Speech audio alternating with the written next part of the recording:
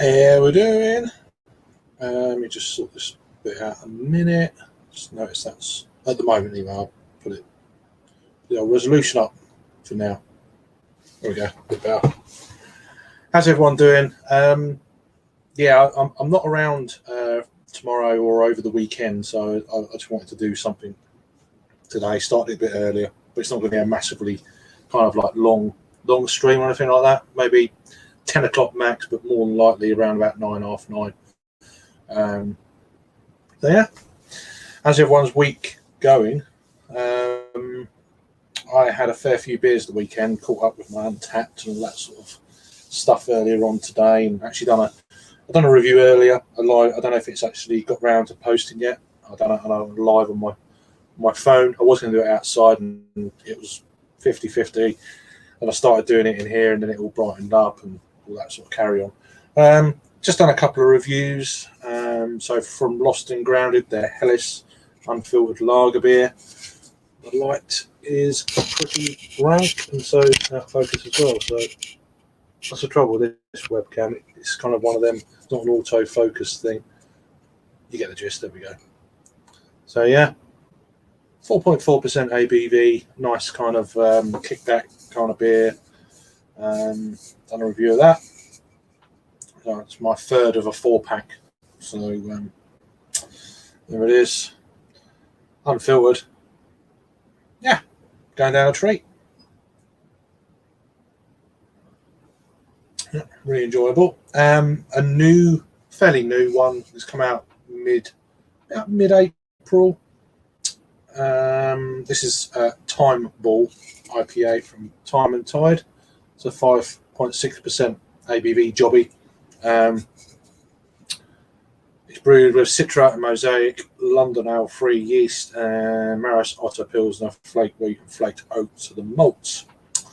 35 IBU. So this is actually a re-release. I don't know. I went through all this in the review. It's actually a re-release. It first came out on cask only back in April of 2018. So they canned it recently. So I think I've got one other newish beer from them to try, and it's a stout called Sooty Foot. So that'll be my last for a while. Unless they bring out some more stuff, then I'll be like, yeah, okay, let's get on with it. Right, let me get this banner off because I'm here. So it's kind of pointless. A few comments here. So Adam Chine saying hello. How you doing, mate? Hope you're keeping well. Are you drinking tonight, or what are you at? What are you doing? Got my good friend Blake. Cheers, mate. I hope you're keeping well and all that good stuff. I was listening to most of your stream on Tuesday. I missed probably the most important bit at the beginning, and then I think I just caught on after it. So if you need to send me a message, mate, you know where I am and all that stuff. But yeah, I don't like, but I'm here. So hope you're keeping well anyway. We've got Thomas. How you doing, mate? Hope you're keeping well. I did see your message. I haven't looked at it yet. Because I was doing some review. Well, showered the little one, got her dinner, had my dinner, done a couple of reviews. That's why I didn't put an actual time actually properly on it. I knew it would overrun. So yeah, hope you're keeping well, mate. We've got Joe Gansel, Crazy Bearded Beer Reviews. How you doing, mate? Yeah, I'm all right. Not bad. Not doing a show tomorrow because I'm going to support. I'm going to visit my daughter's support bubble for a few days. So because she needs it. So I'm going away for a few days. Be back on Sunday night. So I think that's why I thought, I'll just throw this on for a couple of hours just to say hello and that sort of thing.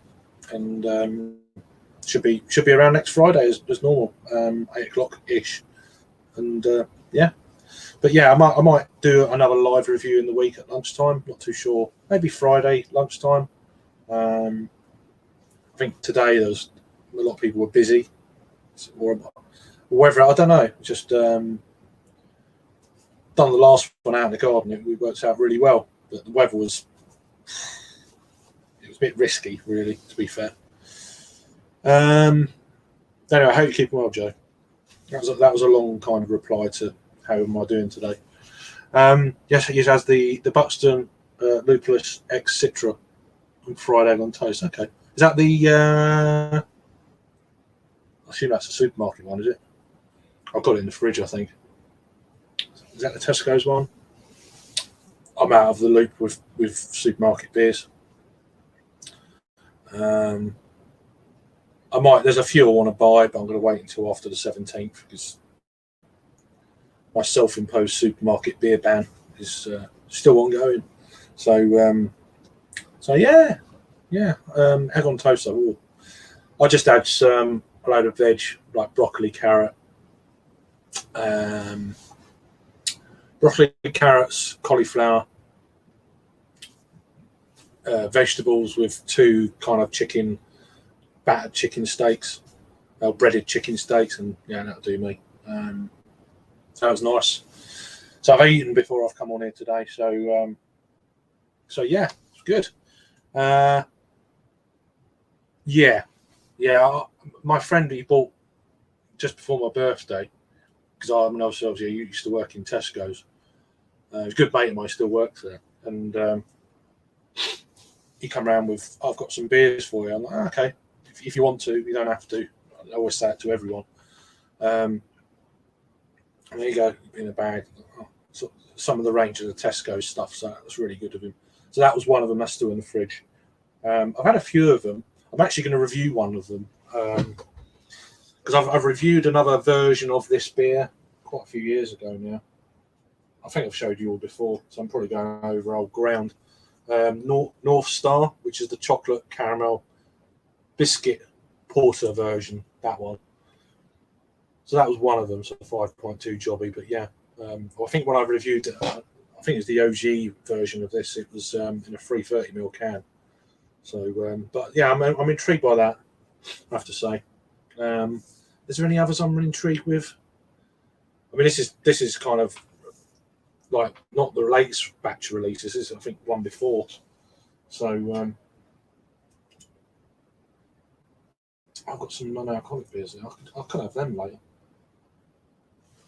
I have to see. I don't know if I could be bothered to review them though. I might do. We'll see if anyone joins later. Yeah.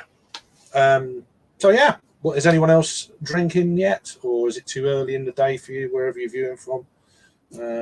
As I said, drinking a Helles lager. Go over it again. Lost and Grounded. Their Helles unfiltered lager beer. These guys are out of Bristol, so I've had a few bits and bats from them. They do a lot of lagers and stuff like that. So 4.4%. This is my third of a 4-pack. I actually got to review this one. Like that sort of stuff. I don't know if you can see it. Kind of seagulls, little bit of kind of artwork like that. I kind of really look out for shenanigans like that. It's pretty cool. So I said unfiltered, going down a treat.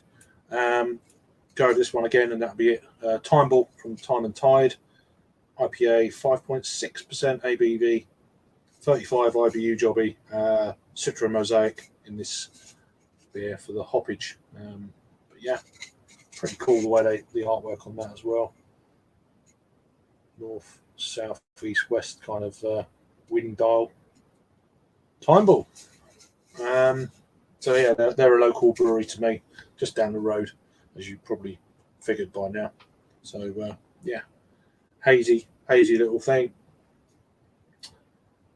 That's another brewery's beer, isn't it? But yeah, so hazy, juicy beer. But it's all you need. It's just bags of flavour. Really enjoying that. Good beer. So, had beer during cooking dinner, just tea now. Yeah, cool. What did you have? I know you were probably listening and eating, so I want you to type again. Yeah, what do you have? Beer you have, and food. Why not? What's everyone's dinner for tonight? So we got egg on toast. I think that's probably it, isn't it? Out of the UK, potentially, unless you're in, Or what are you having for lunch? What did you have for lunch if you're in the States? I'm drinking this Pilsner first. Pilsner. Helles.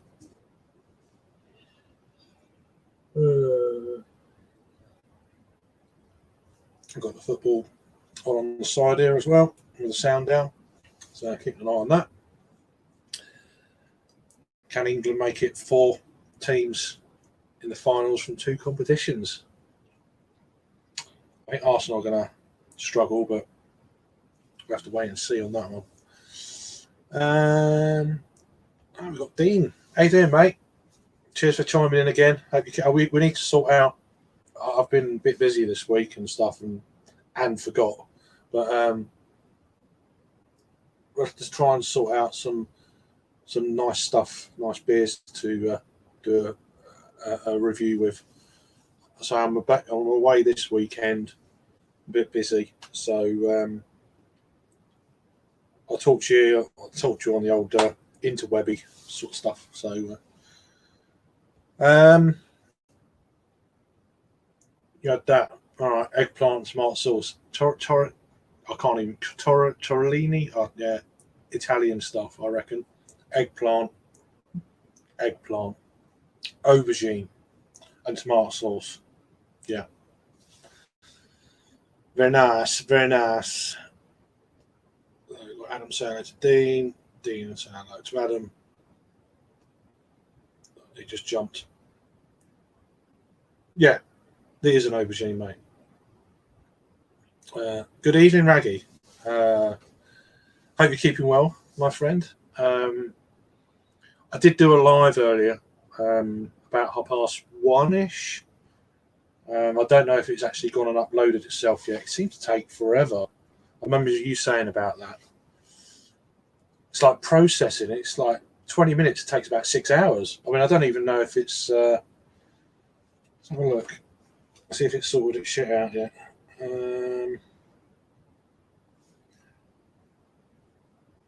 Let's have a look here. It shouldn't take that long. It's still processing. I mean, I think you said it was a 20-minute kind of the 20-minute thing. It's a 21-minute, 33-second beer review, not beer review and chat, and it's still processing. Weird. I don't know. So perhaps it's not on there yet. Who knows? Who cares? It never came up, right? Yeah, it's just YouTube, isn't it? About 1:30. What I'll do, I don't want to pester people, but then if they're not getting notifications, then I'll try and let a few people know that 10 minutes or 5 minutes I'm going to do a quick kind of 20-30 minute live sort of thing. I'm only going to do one a week, like a week, kind of a Friday afternoon generally. I think that's what I'm going to aim for. About between 1:30 for half an hour on a Friday. Just to kind of wet the whistle towards the weekend sort of thing. And hopefully be in the garden if this weather ever warms up. It's just bizarre for the time of year. Yeah, I remember you saying. Yeah, I mean, was it 10-2 I stopped? So since 10-2 till now, it's 25-8, and it's still not sorted its shit out. Whatever. It's weird. They always have been bad, I think. It's really patchy. I don't know if there's a certain limit of amount of channels you can get notifications from, or whether there is another. I mean, I don't know. All the ones I want notifications for, they've got the little 2 lines next to the bell thing, So I don't know what the deal is there. Pain in the arse, either way. And they are dreadful, absolutely. So, is anyone, Dean, Raggy? Raggy, you start your live, didn't you, in 25 minutes? So I guess have you had any kind of like cheeky slurpages yet? And Dean, have you had a beer today, or any review in the pipeline that you've just had or having ready for tomorrow or next few days? Let us know. So yeah, I actually reviewed that earlier. So key lime pie, dessert, sour. I don't know if that's classed as a pastry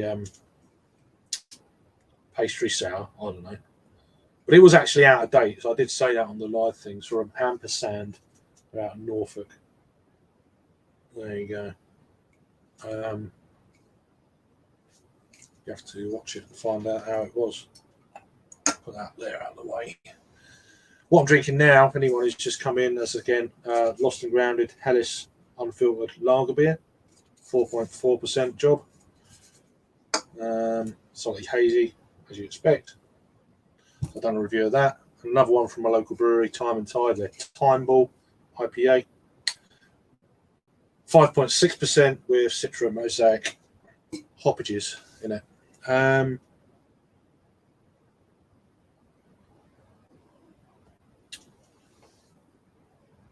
Oh, you got a notification for this? Okay, Adam.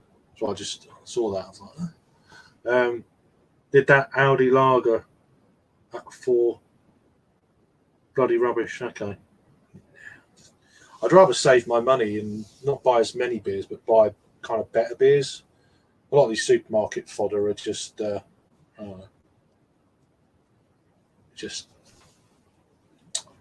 that's just. There's a couple of things I want to try. I want to try the Vault City sours.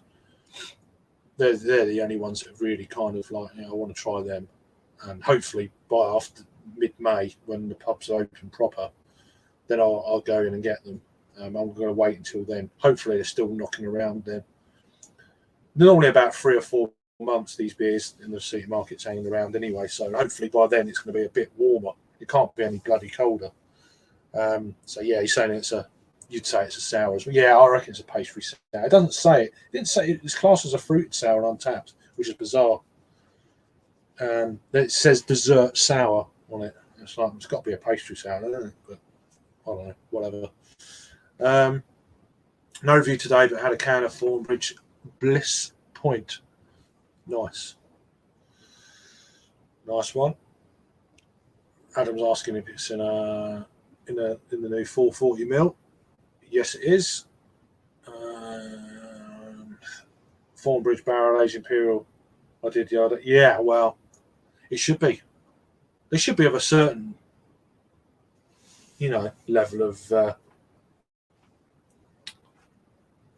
on that level. It's got, if you, it does happen. You spend this money on a beer like that, and you walk away disappointed. You think, well, bloody hell, that's an expensive mistake to make, isn't it?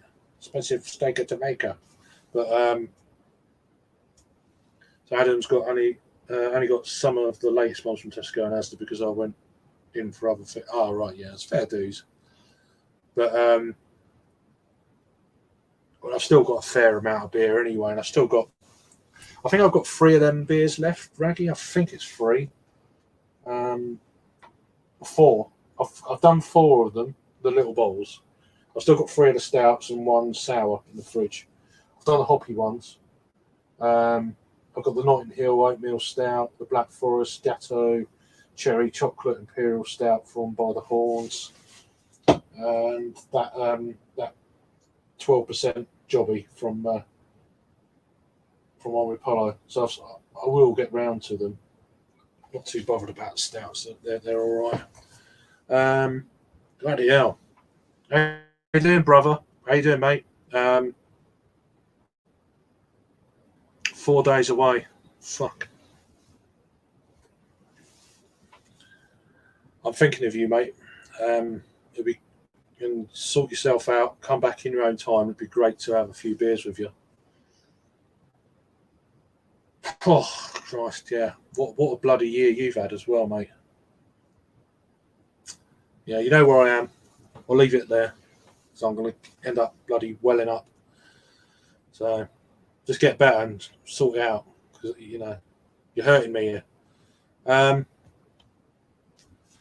Promise to do a good job on it. Yeah, I've not had too many, but everything I've had from him been generally pretty good. So, good evening, Craig. How you doing, mate? I did see you on what's his name, Harry, Blue Nose Beer Reviews, and congratulations to him as well. He hit the 1K recently, by the look of it. So I just saw he done a little kind of message on YouTube. So yeah, well done to him, well deserved. Let's just jump one. 2 seconds. I have an order in from a Lancashire bottle shop sat in my mum's garage until Sunday when I see it. Okay, nice. We've got Lords. How you doing, John? How you doing, mate? Yeah, not too bad. Just a random little kind of live for a little while. Just shooting the shit like you do and having a couple of beers. Going to be busy this weekend, so won't be able to do anything tomorrow. So I thought I'll do it today then. You know. Tom was saying all the best to Joe. Absolutely. Yeah, it's just I can't remember the last time I was on a video thing with you. I reckon it's got to be about, is it 2 years or something stupid? Well, a lot's happened in 2 years. Yeah. Everyone knows what's been going on. So yeah. So Harry hit the 1K. Oh, 3 times. Right, someone's pissing about then, yeah. Yeah. I remember when Redbeard hit 1,000, or it might not have been 1,000, it was like 800 or 900. And everyone, I think it was 1,000, it was all just like 5 people joining, 5 people unsubscribing, and just to piss him off, because you know it would. So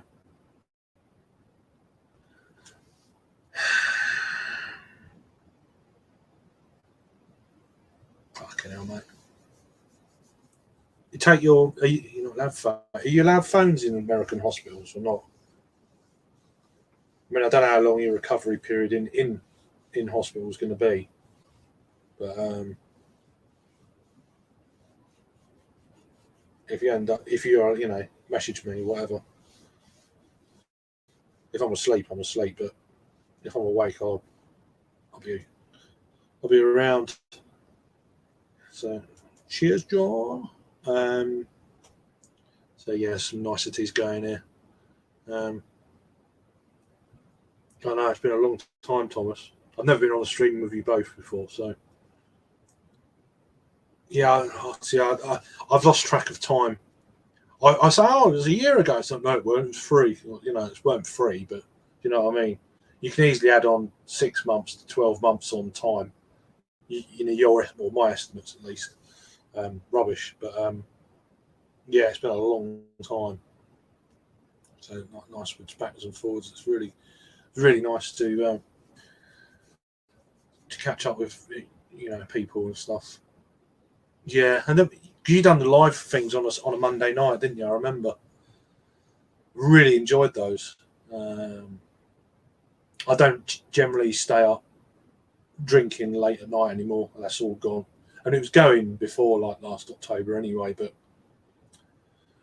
it actually started in September. As soon as the kids went back to school for the new school year in September, that's when I started putting the old handbrake on a little bit with the beer and not staying up late. I haven't spoken to the Canadian guys for I can't even remember how long now. Not in the midweek anyway. I reckon it's probably September, maybe August last year.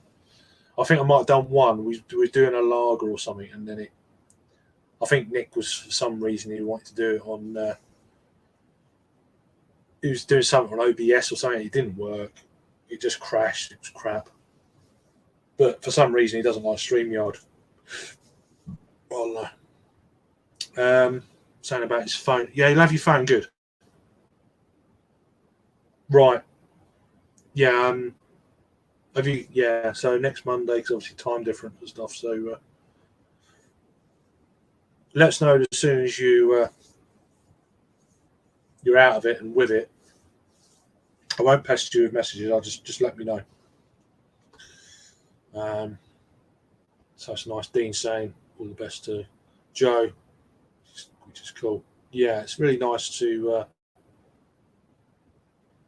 get these people in the same chat. It just doesn't happen, because of life and busyness and shit. It's like, yeah, hopefully once you're all sorted out, Joe, you can start joining the old Thursday night thing again. That'd be. I mean, unlikely I'll be on the live because it's like 1:45 it starts. So damn late. Bloody time zones just pisses me off. That makes sense. I don't be proud of me. I'm just me. I ain't done nothing.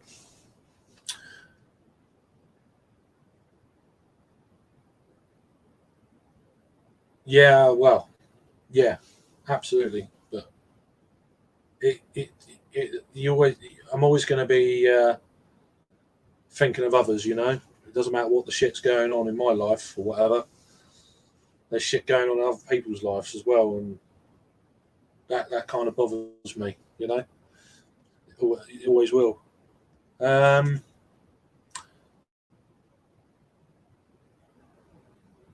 Yeah, it's just nice, isn't it? See, there's a lot of bollocks going on, isn't there, out there, and it's like, I fucking love to have a beer with everyone.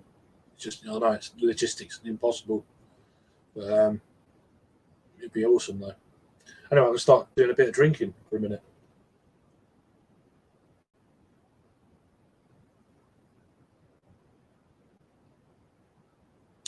That's a lovely Harris lager. Very nice. So we got Dean giving the old love heart eyes to Joe. Cheers, Square. I forgot your name. I keep forgetting your name. I'm really sorry. I don't want to call you Square. That kind of don't sound right, I know people do on Blake TV's thing. Right, Square. I'm like, someone call him his name so I can say it. I'm just useless at names. It takes me about 3 years to remember someone's name, so it's not personal. It's just I can't remember shit. So anyways, saying cheers, homies. So hope you're keeping well. These beers are kind of going down nice, slow. I don't want to. I might have 2 more beers after. I want to do a side by side review. So we'll yeah, I did think of that one. Very good though.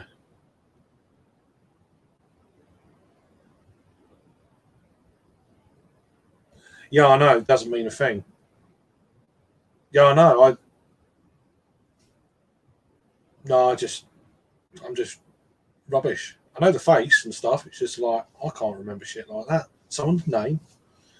What's all that about? Um,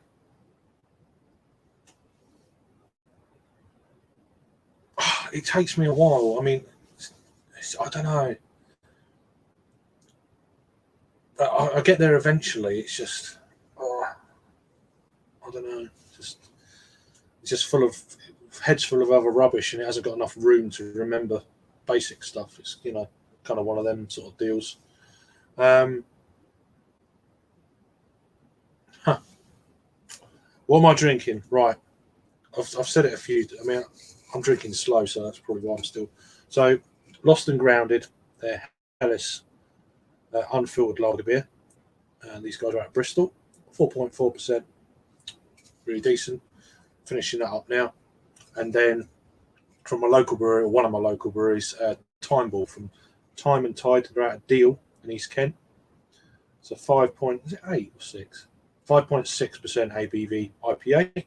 That one's brewed with Citra and Mosaic and London Ale free yeast. Marisota, Flaked Wheat, Pilsner, and Flaked Oats are the malts in this one. 35 IBU. But I was actually getting a bit of IBUs on that beer when I was reviewing it, and since, Anyway, I'm just going to neck this Helles lager. It's been hanging around for a long time, actually.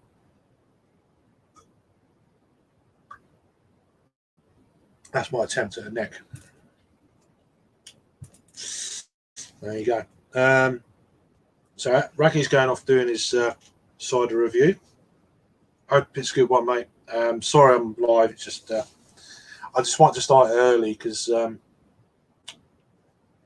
don't want it to be a late one because it's still a school night and got to get up and sort the little and out, all that sort of carry on. So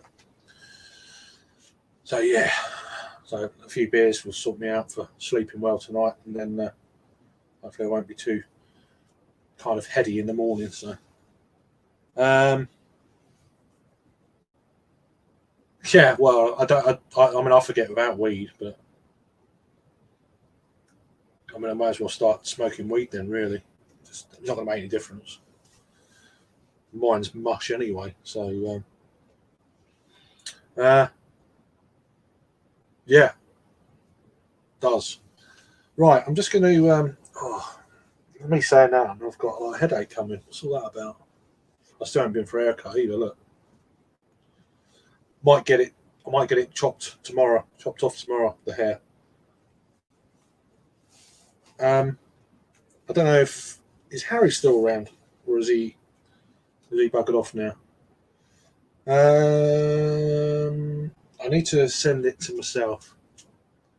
Then I can spray it around. There we go. So I'm off screen at the moment, so I can't see any. You know the deal with my laptop. That's the thing. I wish when you went on to another page that you could use a split page on it or something like that. That'd be quite handy. So you can still see all the comments and.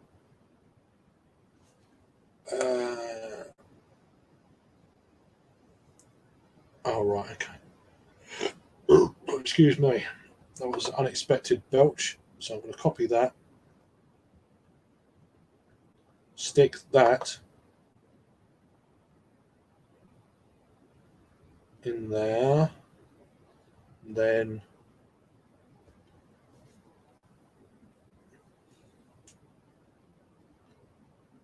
in there.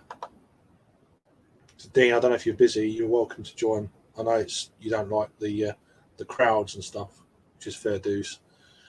I just heard the pop, so I know Thomas is in already. I'm going to send it to you anyway, mate. I don't expect you to join, so there's no.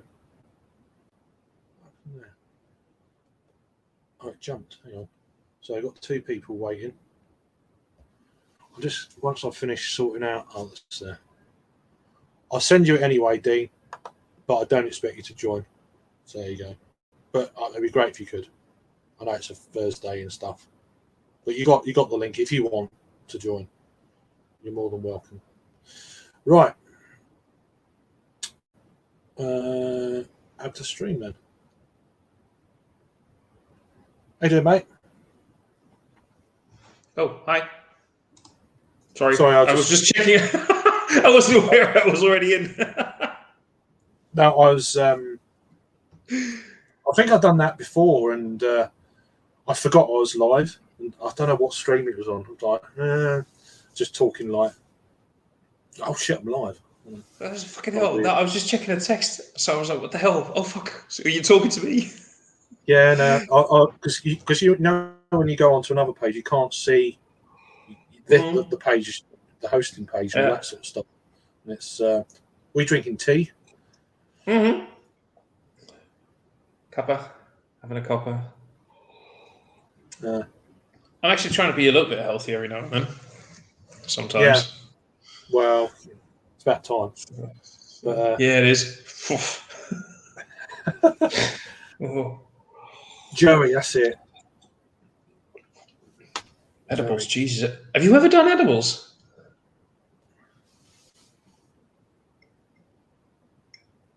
I've heard of it. I know it's ridiculous. Edibles. Yeah, things like space cake or stuff like that. Oh, edibles. That edibles. Yeah. A long time ago. Yeah, I know. Yeah, a long time ago. You can get ruined on that. Yeah, that's why I've heard some stories. People going like it can go either way. It can be just like a nice, fun little buzz, or it can go like incredibly wrong. Oh, I mean, yeah. so I mean, I'm not. if you're hungry, then you're in trouble. Really, it's just. I think so. Yeah. But then, what happens after? Do you get even more hungry? Does the munchies kick in after you've had this food? I don't know. The only drugs I've ever done are, well, I consider, in a way, I consider alcohol sort of like a drug. You know, so you could say that's a drug. And other than that, I've just smoked weed a few times in my life, and that's it. Yeah, so I'm just catching up here. Yeah, what were you saying? Spraying around. Suddenly, I heard you saying something about spraying stuff around. I don't know what was that all about. The link, spray the link around. I'm just going to spray this around the link. That's okay. Yeah, I'll accept that. Yeah, that's your mind. That's just. A dirty mind is a joy forever. Yeah. So Harry's going for his dinner, and he'll be available after a walk in the dog. Yeah, cool beans. Awesome. Bomb edibles, chocolate. Cookies. I've had cookies. Back when my sister's ex-husband was around.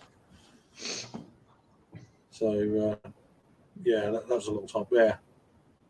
Okay, now the trouble is, it's one of those spiraling ones. You eat them. Oh, these are good, and then it all kicks in, and then you get hungry, and it's like, oh, I'll have some more. It's like a spiral of craziness, I would imagine. I don't know.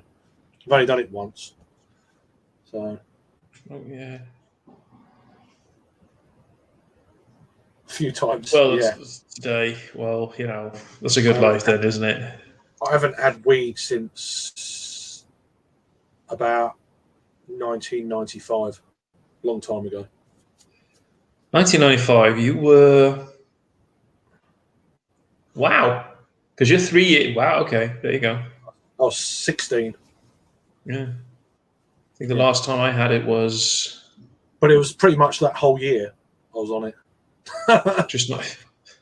So you made up. You made up all right. I know. I just stopped. It was just, and then everyone I was with started going on to other shit, and I thought, no, I'm not doing no more. I don't like it anymore. That was it. I like the smell of it. I walked down the road, someone you can smell it fucking miles. If you've got the good quality stuff, it'll smell nice. If you've got the bad quality, you smell it. That's strong. Yeah, that's good shit. I don't like the smell of it. Yeah. I don't like the smell of it either. But also like the smell of when they're doing the roads. I like the smell of tar. So or pipe tobacco. I like that kind of. Pipe tobacco is the best. Yeah, I just love that stuff is amazing. I love these aromas. Who was that? I don't know. It wasn't me. No. Okay. I thought that was like something on your end. No, it might have been. I have no idea what it was, but whatever. Same here. Whatever. But yeah. It might have been 2 years. 94 and 95. That era. It was when you had Battle of the Bands. It was Oasis against Blur. That sort of time period. Good times. Yeah, my mate. He had a downstairs kind of like bar, a seating area. And a pool table. Yeah. And we used to get stoned out of our faces down there. Good stuff. I think the worst I've ever been when it comes to being stoned is I was completely fucking gone in high school during class. Yeah. And I was actually sitting right in front of the teacher. Of course, she didn't know at the time. She was aware that I was feeling a bit drowsy, I guess, but I was just sitting there going like, yeah. With my fucking book, keep rereading the same page. Years and years later, I encountered the said teacher somewhere. I don't even remember where, but I told her the story that I was incredibly stoned during one of her classes, and she actually thought it was very funny. She's like, that. Now I'm laughing. She said, if I knew back then, you'd be in big trouble. But she was laughing then. Skip further a few years more, in my ex-girlfriend was doing her last year of university and becoming a teacher, and she had to do her internship thingy for becoming a teacher. Like you get like a paid internship, and she had her last day, and she was telling me, I'm going to go have pizza with my coworkers, and we're just having a fun day, and pizza and desserts and whatever. And she sent me a picture at some point during her dinner, I wasn't there, of course. I was sitting at home. She sends me a picture through WhatsApp. Like, are you aware who I've been working with for an entire year? She knew the story, by the way. She sent me a picture of herself and that teacher. I was at one time incredibly stoned during her class. They have been co-workers for a year. They both knew the story. They never knew about me, about her dating me and whatever. That was one of the funniest coincidences ever. Just not a great story now that I'm telling. Yeah, not a great story now that I'm telling it, really. But yeah, at the time it was really fucking funny. No. but yeah, let's go. So you did once via hash brownies at party in college. I didn't like cigarettes. I never have done, but the weed appealed to me. Oh. Cigarettes are horrible. Really, I always pegged you as somebody who used to smoke. Nah. No? No, I've never really. I've tried cigarettes once around the same sort of time. I didn't like it. I preferred the weed. Really, I used to smoke quite a lot, actually. Nah. Well, I'd back in 2003, I had tuberculosis quite bad. Whoa. I was in hospital for about a month, and hence why I've got a scar on my lung, on my left lung. Oh, wow. Which is one of the reasons why I've been so hunkered down during this whole crisis now. Yeah, it makes sense. I never knew that. I've got a weakness on my lung, so and ever since then I get bad chest infections. Not every year, but certainly once every other year. Sometimes it is every year. It kind of works out like that. I get really bad chest infections. No one else gets them. I get them. So yeah. So I've been keeping out of the way. About a week or 2 weeks after my first jab, I had a bad chest infection. Yeah, I remember that. You told me about that, but I never knew about the scar and the TBC. Oh. Yeah. I was touch and go for a little bit. Jesus, dude. Life in the States is pretty good right now. Not gonna lie. Oh, right, okay. Cool. No, it's just, yeah. I get this all the time. No worries, Dean. I understand, mate. You know that. You're always welcome. I don't know if Adam. Oh, he's there. Yeah. I like the smell of some of the e-cigarettes. They're quite. Some of the flavours smell quite sweet. They're quite a sweet aroma to them. I mean, I still never do them, but there's so many different flavour kind of things you get these days. But if you like them, do it. But yeah, I can't. So yeah, absolutely. Cigars are just like the smell of cigar, pipe tobacco. It's just like wonderful smell. Tar. You know when you get roadworks. I love that. Yeah. Smell of tar. It's like, oh, kill you, but what a lovely aroma. Do you love it when you get some of those imperial stouts with that level of tar, tobacco, leather note in it? Oh, that leather! Oh, I'll stock cases of that. I love that smell. I love cigars as well. I haven't smoked cigars in ages, but I love cigars. I was actually lucky once. I could. Oh, even on special occasions, I wish I could. Yeah, I can't. No, you shouldn't risk it. No, it's disappointing, but I'm used to not having them. So every now and again, oh, do you want a cigar? You know, something, whatever occasion, like smoke it, and I can just get a little whiff now and again. That'll do me. So I once my old from a cigar is. You can still enjoy the smell. You can still enjoy the smell. Yeah, without properly going for it. Yeah, and it's healthier-ish. It's not healthy-ish. It's not. You know what I mean? As in, secondary smoke's even worse than smoking. Apparently. That's true. But with cigars, it's different. I think. Oh, right. I hope. I don't know if that's. I'm just making shit up right now. I know. Yeah. I once had a boss who went to Cuba for a vacation, came back, and at the workplace, he was like, Thomas, come over here. I was like, what's going on? And he handed me this little box, like yay big, with 4 Cuban cigars in them. Oh. Oh, those were amazing. Those were just amazing. Those were just like so incredibly fucking awesome.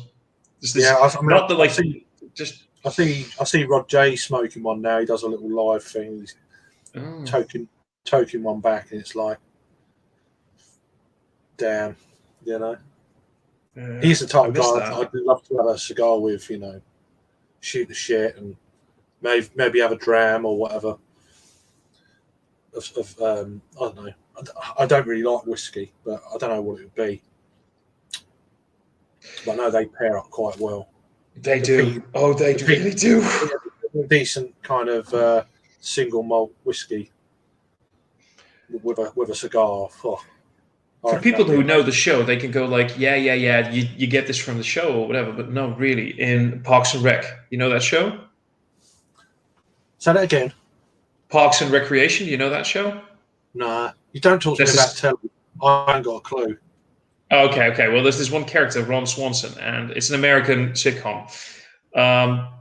There's this guy, Ron Swanson. He's all about the Lagavulin 16-year-old. Hello there. And he's all about Lagavulin 16-year-old and smoking cigars. And I can guarantee you that is, if you've got a good smooth cigar and then a nice glass of that Lagavulin. Oh, yeah. No, that's smooth as fuck. Yeah, I mean, talk to me about telly. I was on the news the other day, something about Call of Duty. I'm like, what? What's a video game doing on telly? Why is everyone banging on about that? I didn't know it was a bloody series called Call of Duty. It's like something over here. I don't know. Video games don't start with me, but I know some stuff from when I was like a kid. And I know a bit more about video games than TV. I'm just useless. It's like when people go on about these new, so and so's coming up on, have you seen this on Netflix or that, or you know, it's like I'm just out of the conversation. I'll just sit and listen, you know. Just your film. You're telling me you don't watch any Netflix or no TV? No. I watch live sport because it's real. You don't know what's going to happen. It's it's not scripted. It's just here's what it is. I prefer documentaries rather than TV shows, you know, series or films. A film has to be something I'm kind of interested in from the start, and then I'll watch it, but I get bored quite quick. So no porn for you?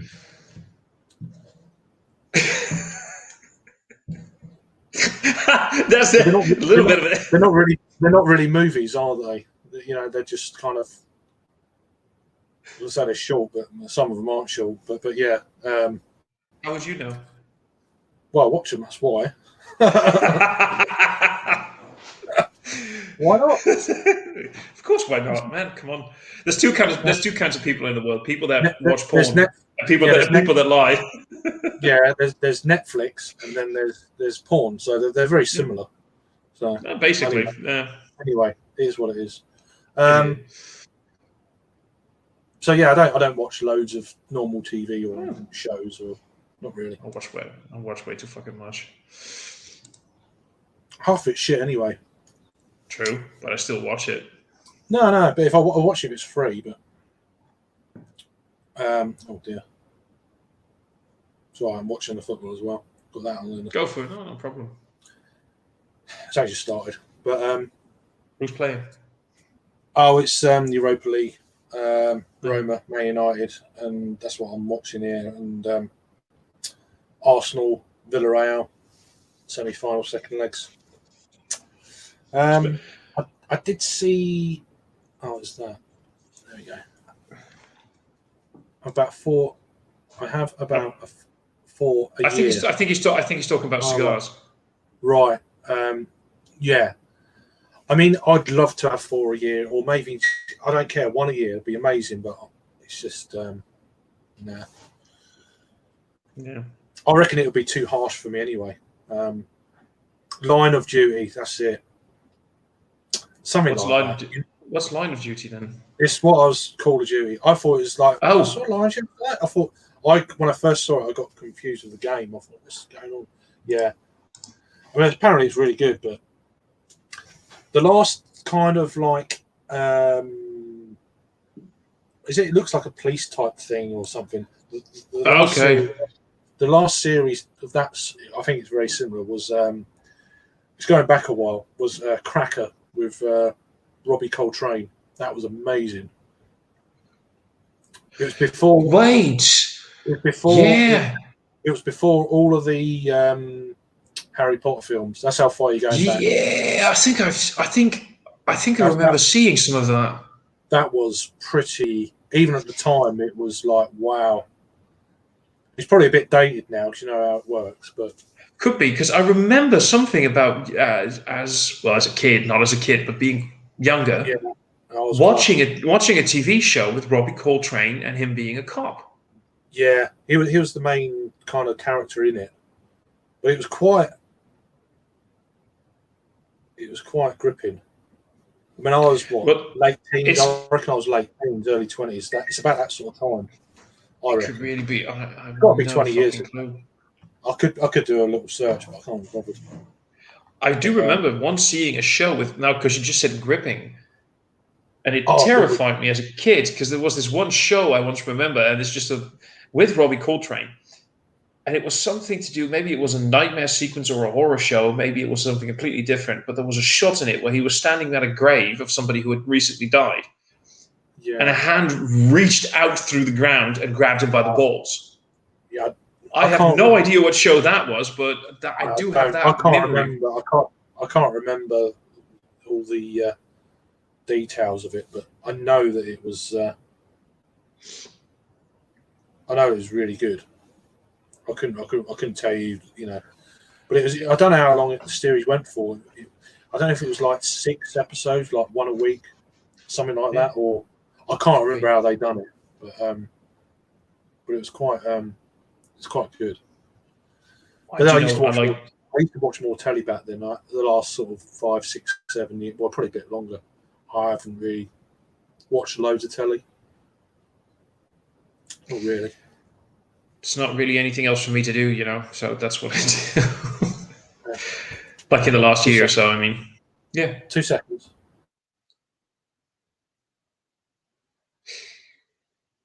So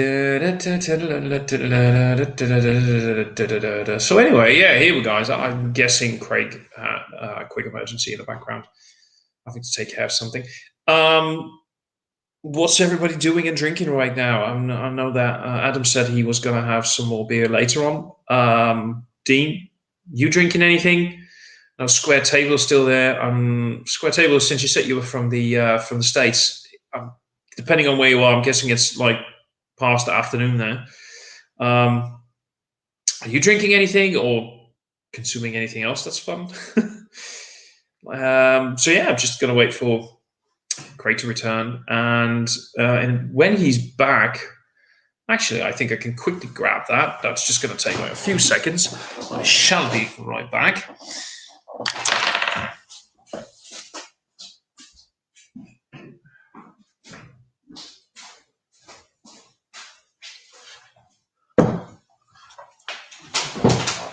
As I did say earlier, I wanted to be a bit more healthy, a bit more conscious about what I'm doing. Adam's going to be here soon, by the way. That's great. This is probably an incredibly dirty glass. It was standing right in front of me. It is clean, but it has been standing there for a few days. But I'm thinking I'm just going to go on something very low ABV, as in sub 0.5%. It's a raspberry blueberry sour fruit machine. It's a non-alcoholic fruited sour. This refreshing tart fruit bomb brewed with raspberry and blueberry is low in alcohol but packed with flavor. It's got water boiling malts, raspberry, blueberry, hop, and yeast. I like the fact that it's got like 30 calories for 100 mil. So yeah. Hey man, all cool. Yeah, all good. So just let them just. Oh, cool. She's all right. How's she doing? Yeah, she's fine. Yeah, awesome. It's all good. Sorted out her hair and all that sort of stuff earlier. Oh, you're a good dad, mate. You're a great dad. Yeah, you are. Don't knock yourself. You know that. Don't knock yourself. Okay. There we go. There's more info about that. It's more about UK anti-corruption police team. There you go. Yeah, no worries. Got the link, so. Linky. Oh, I pulled my shoulder a little. I've got a little nerve somewhere. Every now and again, it pulls and it goes. But this muscle on my neck goes really stiff sometimes. It's like, it goes down into my back. It's just posture.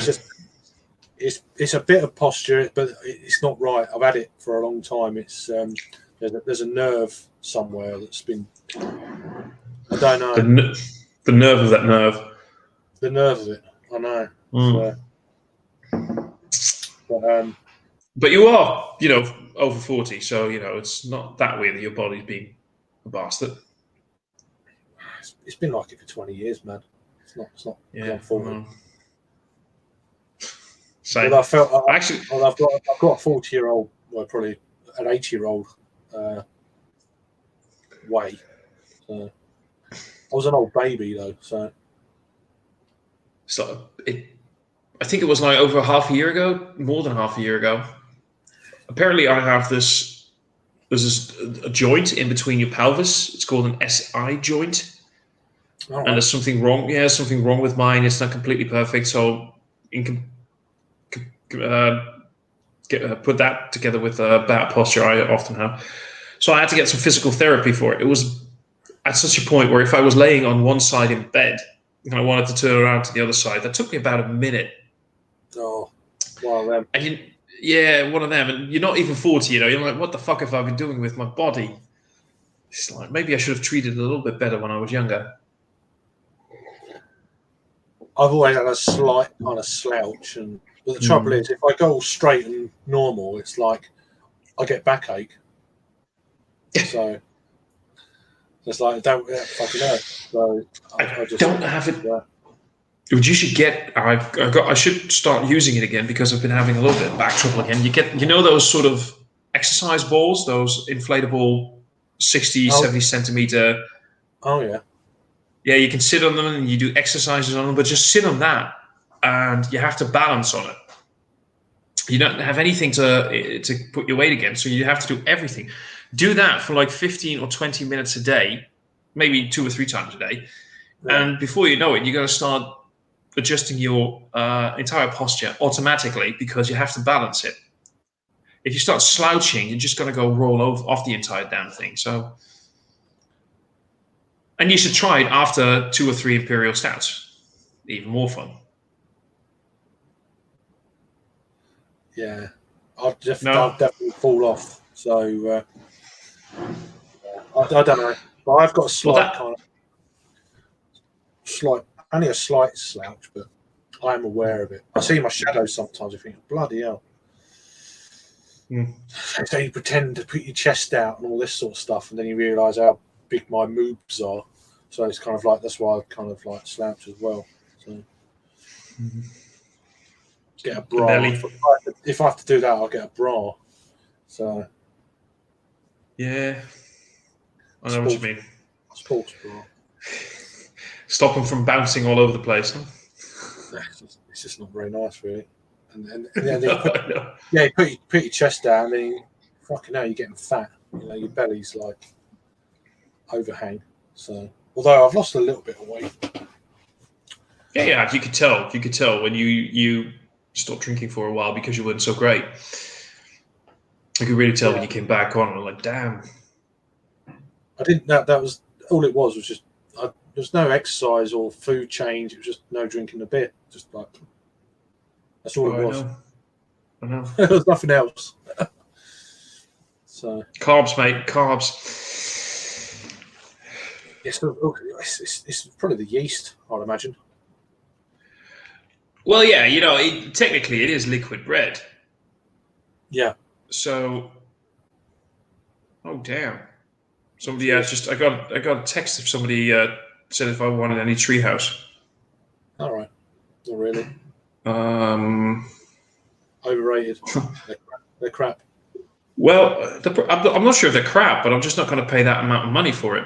You know, I've never had a Treehouse. I've had Trillium, but how you doing? Well, miscellaneous. They might. Oh. Scored. What?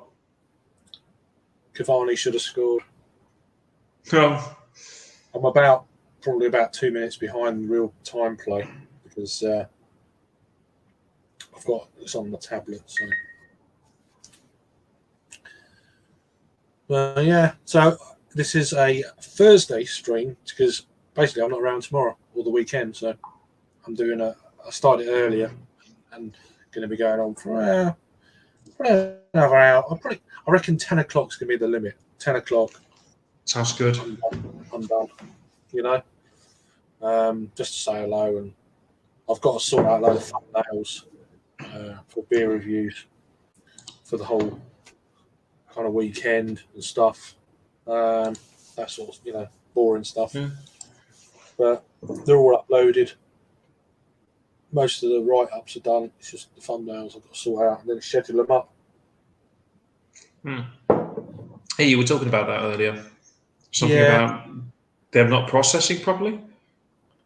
No, that was I done a live one earlier on my phone. And it was still processing when I first started this. How long was that live stream? Only 20 minutes. That's weird. Should have been on there by now. It's still processing. It's ridiculous. Because I went straight onto I didn't use StreamYard. I went onto YouTube and done it live on my phone. That should have even gone quicker. I think it does after 20 minutes. If it's 20 minutes or more, then it takes forever for them to process it and put it up. I don't know. I don't know. I don't know what order the review's going to come out in. Or whether I post something that come out and the number it's going to bugger up the number. I have to have a look and I'll alter it after. It's only a number, but but that's annoying though. You want that proper. It's just a little annoying thing. Just like it's just like an OCD thing, I guess. But, that's cool. I don't know what that's like. Can't be bothered. We've got 6 people watching. Cheers. It did drop there. Hello, everyone. Is anyone drinking at the minute? Or I think people might be flicking between lives at the moment. Because I know Raggy's doing a live. So. Yeah, you mentioned that. Who else is on? I wouldn't be surprised if Simon's doing a stream. No, he usually does one.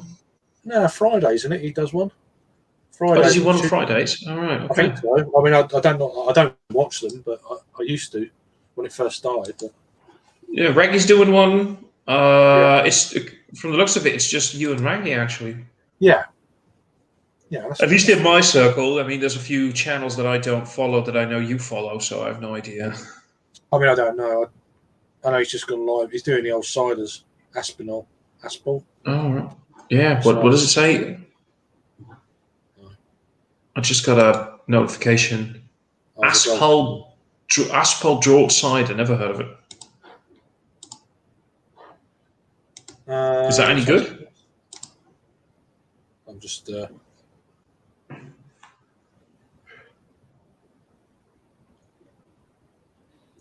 Last night it was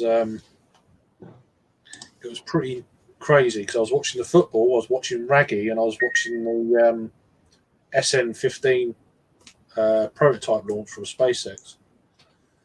Oh, how did that go? Well, they landed it this time. It didn't blow up. It's the first time they landed it. Oof! So they took it up to 10 kilometers, and then they turned the engines off and they let it flop down on its side like that. And then they fired up the engines and landed it. Awesome! Yeah. Oh, I love that stuff. I was a bit. I'm a big space, not going there, but I'm like real space stuff. I'm really into, but I'm not keen on Star Trek or anything like that. It just doesn't. I know. I don't know. I am, but it just doesn't. Yeah, but no, I mean. I'm keen on both, so I'm really into real space as well. I love that. Yeah, real stuff is like it's even more exciting. But yeah, nah. There it was again. Did you hear that? Yeah, I heard that one. It's here. Jacob. Hello. Hello. How you doing, mate? Oh, good. How's it going? Yeah, pretty good, mate. Just Good. I had that ampersands earlier. I don't know if it's come up on my channel yet. Key lime. Oh, did you? Let me check for you. Oh, Yeah, okay. I haven't had that one yet. How was it? Dessert set. It's all right. It's nice. Yeah, I had the Black Forest Gatto one, which I thought was going to be like a dark. It was like, it wasn't. I thought it was going to be a stout, but it was a sour as well. Hey, how you doing, Adam? All right, you all right? Yeah, Hey, Adam. it was out of date in January. Out of date in January, but I really enjoyed it. I want to get it again if they do it again. Get a fresh can. They've done a few. Yeah, when I was at the tap room, I had the Black Forest Gatto one, Right? which I ordered because I thought it was a stout, but it was a sour beer. But it worked. It's like a dark sour. What are you drinking, Jake? I'm drinking PBR. Oh God! Look at that! But it's the actual American one, not the contract brewed. Kinky. Not the Mars one. No, that was a waste of blowing the picture up, really. Yeah, it's not the best beer. Ah, Nice. Black Lodge lager. just a brew. Remembering nothing. Very nice. Basically, every day of the week, remembering nothing. Yeah. You know, Craig, you know what's really weird? Yeah. If I'm on my laptop, right, for the stream. If I go to YouTube on my laptop, just in Chrome, even though I'm signed in and everything, it doesn't show the Key Lime Pie one. If I go to my YouTube app on the phone, it shows it. I can watch it. It's because it's not. That happens with Raggies all the time. It's because YouTube, when it does it as a live, it stores it as it comes through live, and then it renders it, which is why when it's over 20 minutes, it takes like 24 hours. It's stupid. Yeah, but why does the YouTube app on my phone let me watch the video, but Chrome you can watch it on... You can definitely watch it on Chrome. The thing is, it's just the way that the layout is on your mobile. It shows it easier than it would do on Chrome. No, I just checked. If I go to YouTube, it just doesn't show it there. I checked. If I go to his videos and whatever, it's not there. Hang on, I'll show you. Yeah, I go to YouTube. I go to his... Yeah? It'll be on... It won't be on Craig's page. It'll be in your subs bit. That's where it seems to live when it's live. It's weird. That's fucking weird. Yeah. Yep. It is. Don't know why. It just lives in the subs because that's where the live streams are stored. And then suddenly, when it's rendered, it goes into Craig's channel. But what I tend to do is I put it into a playlist before I go live, and then I know exactly where it is. All right. Silly. Yeah, a little bit. Huh. Oh well. Anyway, there you go. It's. I mean, I know. Rag. I mean, I was expecting it. It happened the last time where it was 40 minutes. Not that it matters. It's going to be the same amount of time it takes them to sort it out, I guess. When I done the Colonel beer in the garden randomly live. So, but yeah, that's all right. Nice. YouTube can be weird like that. Yep. See, it's on my subs page. I'll show you the link.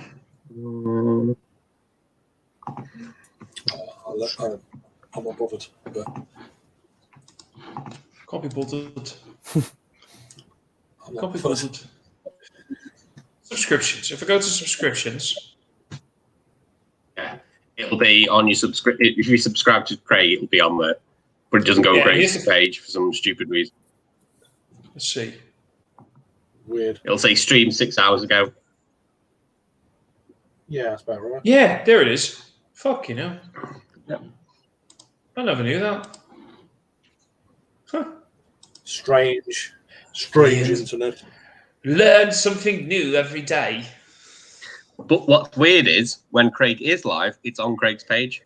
It's only when he finishes being live does it remove itself from his page, go randomly into subscriptions, and then eventually go back. Well, there's the answer, Craig. You can never not be live. Yeah. It's not that. I don't care if it's not there or not. It's just I was going to post a review, and then I just want to see what happens to it. Yeah. So I was going to put a number, and then it comes out before, and it just mixes the numbers up. So I'm just going to wait for it to sort itself out, and then I'll post one tomorrow. It'll be on tomorrow. It'll be fun. Yeah. And then do a load of fun rounds, and then that's it. So. Oh. So what are you drinking? Here, Adam? Not very good. Carbonation's like died off completely. Oh well. This one's good. Anyway, I'm still drinking it. I've got a little bit left. And then I'm gonna do a versus kind of review in a minute. I'm gonna do, I think I showed it the other day. I'm gonna do it's the US against UK. Oh yeah. Ooh, there we go. God, I haven't had that Belgian Beaver beer in a while because they used to get it in like the bottle shop in Canterbury, Belgian Beaver stuff all the time. Yeah, well, but I've seen a load of hit bottle shops. Yeah, there's a load of Belgian Beaver just coming to the UK at the moment. So yeah, but so these are kind of room temperature jobbies. Not that kind of jobby, but you know what I mean. I was going to say you don't want a room temperature one of them. No, Jobby. No, that Belgian. You'd be steaming. But yeah. Let me check. I'm not even sure I've ever had.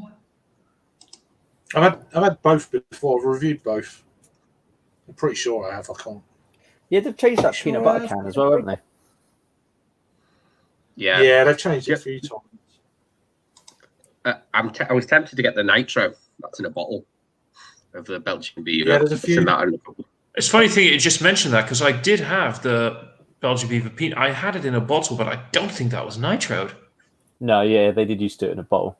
I've had it ages ago. Yeah. Yeah, I don't think this was the nitro version because I remember distinctly saying that it had a super thin mouthfeel. So it's only the new release, I think, is just the nitro in a bottle. Everything else is cans. Yeah, right. They have I don't know if it's like a Mexicake one. It just had a picture of the beaver with a sombrero on. But that was in a big can. Yeah. Yeah. There was one that what's it called? Before I remember off the top of my head.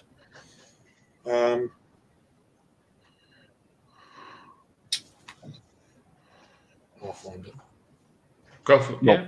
One of the recent batch. Mm. Yeah, a load of Modern Times has turned up as well. Oh, really? Yeah. Modern Times,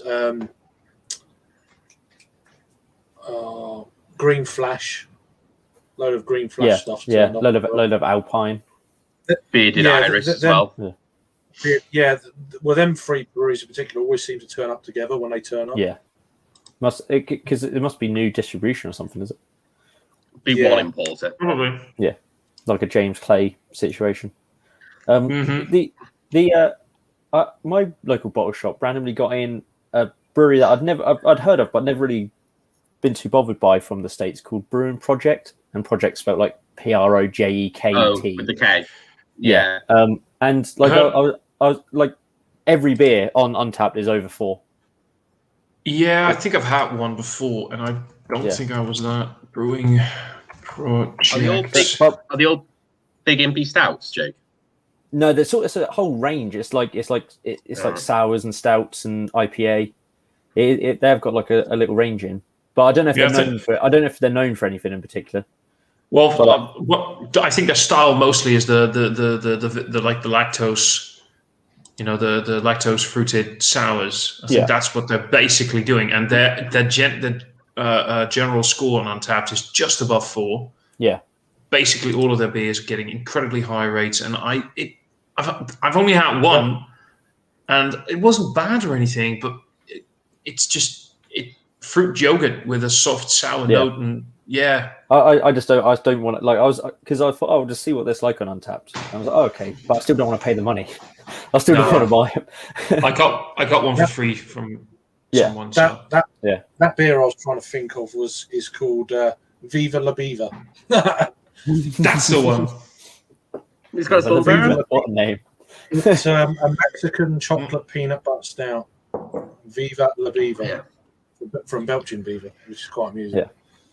So. I enjoyed Belgian Beaver's, like, their like whole popsicle range. It's good. Like that one we had, Craig, years and years ago. Orange, like creamsicle or whatever it was. That beer sticks out of my head because I don't think neither of us thought it was going to be that good, and we drank it and we were like, that's when you describe it like that, I can't imagine that being any good. Yeah. Well, we brought it just to have something to review. And then we were like, looked at each other and we were like, whoa. And this was sort of when lactose was used too much. So I think it could have been a bit of like a palate shock sort of thing. What were we talking about? What kind of beer is it? It's an IPA, orange creamsicle IPA. Okay, I'll look it up. I think it's on mine and Craig's channel. I think the different perspectives of the same review. It was good. It was good 4 years ago. About 4 years ago. If not more. Well, I'll check that out later. Was anyone tempted by? Did anyone see the Treehouse Imperial Stout for £24? Well, I saw your link and then I was like, "Fuck that!" No, I'm not paying that. I haven't seen the link, but no. 9.8% Imperial Stout for £24 for one single pint count. Yeah, it was like a 440 or like an American pint. Yeah, 473. Yeah, US. Okay. Yeah. Jesus. No thanks. There's no way. No.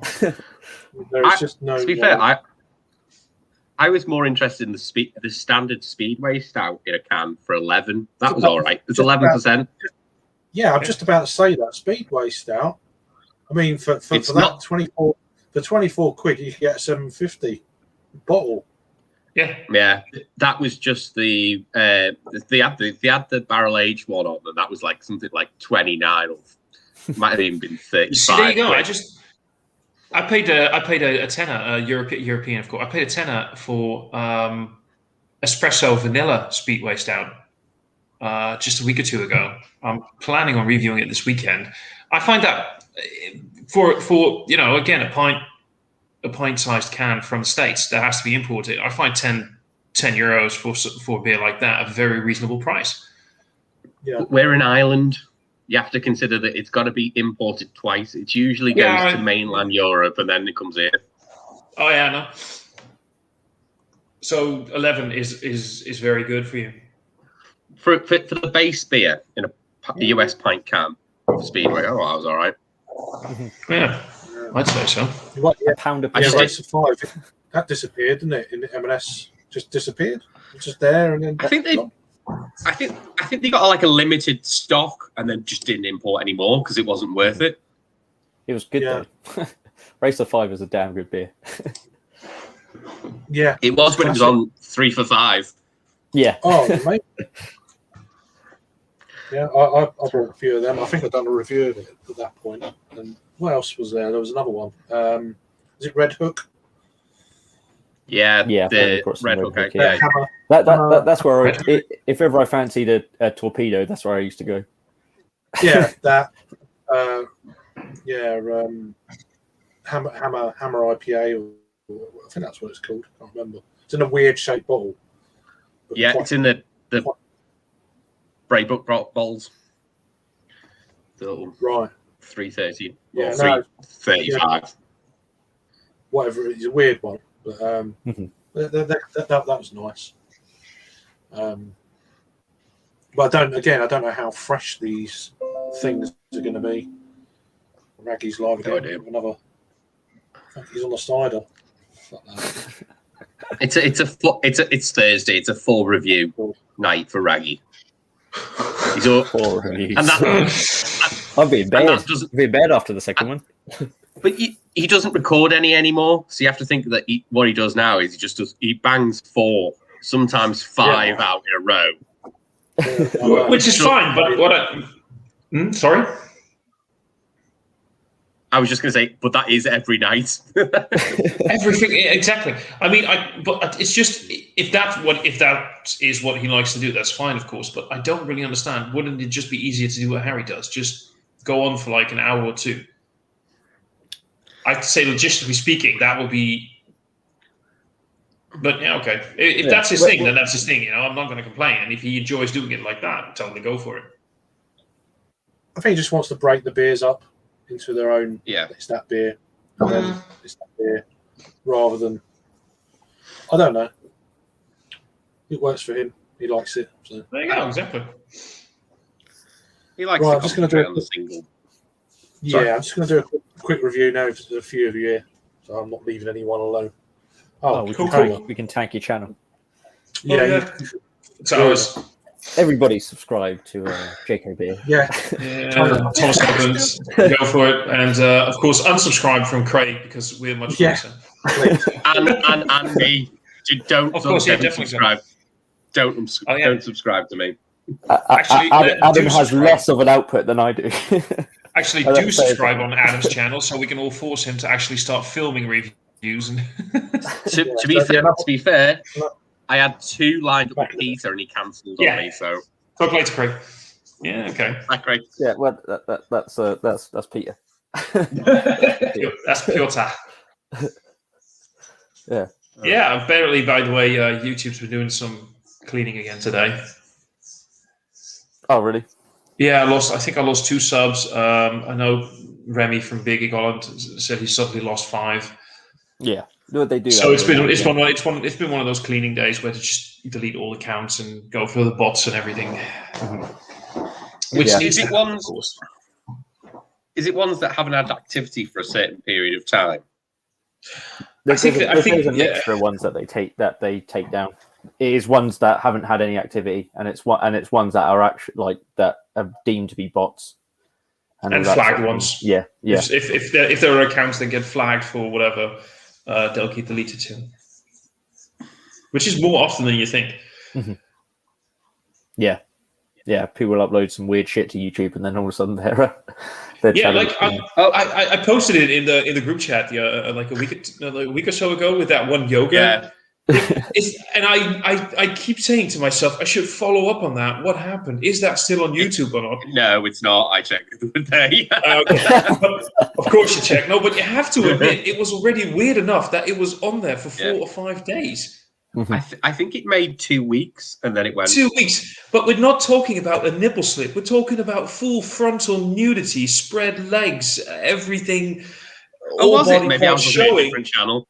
Could be. No, but it was really, she was showing everything on YouTube. Now, I mean, I'm not complaining. It's not like I mind. But how the hell did that survive for like at least a week without being taken down? I just think it's the mods from YouTube who know that they have to take it down, and they get the notifications from up top, and they're like, "Yeah, we're getting to it." We'll get to that one. We'll get there in a bit. It goes to the bottom of the pile. It's like, oh, there's that one again. Yeah. Oh, wait, this one's much worse because it said something about a naughty word. We should delete that one first. Oh, really? No, that was weird. Dean's comment about Kona. I see Kona all the time in M&S. Still, they sell it in Waitrose as well. Yeah, and there's a pub in Liverpool that has the wave. Is it the Golden Wave? Yeah, I don't. They're like red. They're like red can pump tip thing. It's like red background. Blue. Oh, is it? It's like a blue wave. It's not a pump clip. It's a dedicated line that they have on all the time. Christ, which one is Kona again? I'm not sure if I've ever heard the Hawaiian. It is. Yeah, I've seen it pop up in Hawaii. I don't know if they still do, but they had like an exclusive thing with Cave, and like so Beer Merchant's Tap has like Kona beers on, They don't brew in Hawaii, do they? No, I think originally they did, but I don't think it is now. Because it is Something owned by like a macro. It is owned by is it owned by Mahu or somebody? It's owned by a macro. It's owned by someone, yeah. Might be San Miguel. Yeah. But I think they brew out of Connecticut or something stupid like that. It's somewhere that you go. As far away from your vision of Hawaii. Yeah. It's like Midwest. It's either Connecticut or somewhere in the Midwest of the US. It's just like you'd go, it's not Hawaii. Oh, apparently it's formerly owned by the Craft Brew Alliance, and then it's now owned by PV Brewing Partners. What the hell is PV Brewing Partners? Go down the slippery slope here. PV Brewing. Well, all I know is I've seen it in supermarkets here before. I've never had it. I'm not even sure if it's any good. Oh, they're an investment firm, so they're not. Oh, okay. Investment firm. So, but just for breweries.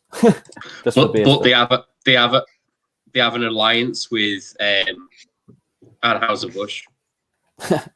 An alliance. An alliance was once forged between Anheuser-Busch. I suppose that's similar to what Brooklyn have with Carlsberg, isn't it? Mm-hmm. They do the distribution. But because I did actually pick up a pack of Brooklyn Lager, but I didn't actually buy it in the end because I saw that it was like brewed at Carlsberg because it was like a really good price, and obviously that's probably why it was like £4 for like a 4-pack. The minority shareholders aren't they? They own like something like 15%, something silly like that. And I should have guessed because it was in one of those like snap packs that Carlsberg developed, where it's like where the cans are all stuck together. So I was like, of course that was a Carlsberg beer. I've been in Aldi for ages in a cardboard pack of 20 for ages. Oh really? Yeah. There was that down the side or something.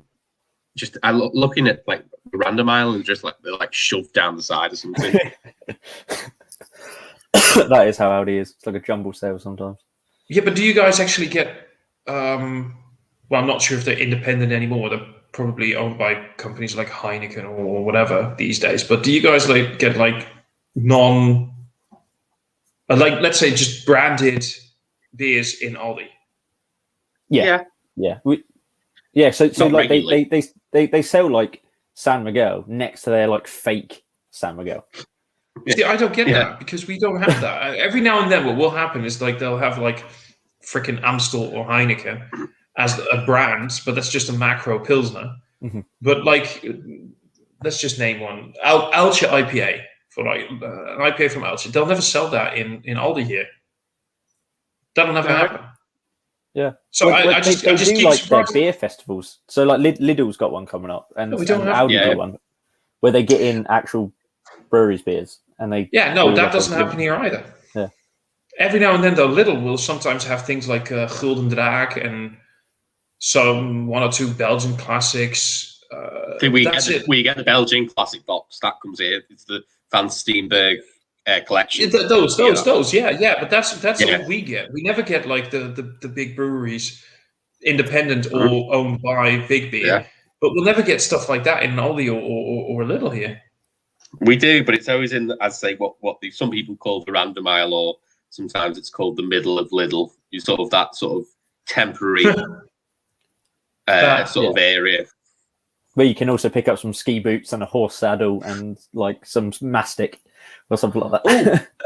The other day, a caravan. It was a caravan. What's it called? Fire extinguisher. But one specifically for caravans. It was like a tiny one that like fits above the door of a caravan. Why they were selling that on their own, I don't know. Well, maybe the caravan was parked outside and you had to just buy it there. I don't know. They sold an awning for a caravan, but that was it. There was no other caravan things. It was those two things next to each other and an axe. So what kind of weekend someone would have? Yeah, fucking Aldi or Lidl can be so fucking random with some of the stuff that they sell. It's great. I always remember because like we get like the leaflets through the door, and my favorite one from Lidl was like the equestrian week, where it was all just horse gear. It was like fucking horse riding helmets. It's like, what? Ooh. Equestrian week in Lidl. Yes, So I saw that. Oh. They had joppers, Beautiful. didn't they? You know those pants that are horse riding pants. Just like that shows the And then gentrification of Lidl, because before it was like sneered upon. It's like, oh, budget supermarket, and now it's like, well, that's where we go and pick up our horse riding equipment.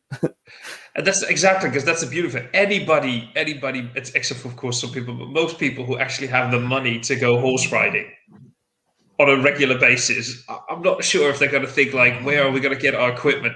Yeah. I think Lidl had a very good saddle, and I think that helmet was real posh. my niece went skiing, and she got her ski gear from Lidl. You hear that so often. You hear that so fucking often. Which is just, I don't know. She got salopettes. She got a nice top. She got some boots. Oh my god, I love it. Can't be it. Oh man, yeah. Well, no, I can't remember the last time I was in a Lidl. Actually, I hardly go there. I live directly between two, so. I don't think there's anything wrong with it. Oh fucking hell! Sorry guys. There's nothing wrong with Lidl or anything. It's just I hardly ever go there because it's just out of my way. So can't be asked. That's Waitrose is the same for me. Waitrose is a 20 to 25 minute drive. So I have to if I'm going specifically to go to Waitrose. It's very rare that I actually will just go on the off chance. Formby. It's not a drive I often make. It's easier just to go to Aldi or Lidl down the road. Mm-hmm. Sorry about the noise. The dog wants to play tug of war. Not a problem. I know what's going on with your shoulder there. Yeah. I didn't know if you could hear the dog. Oh yeah, we can hear the dog. Yeah. He wants it's quite quiet though. He just wants to play tug of war. How long will that?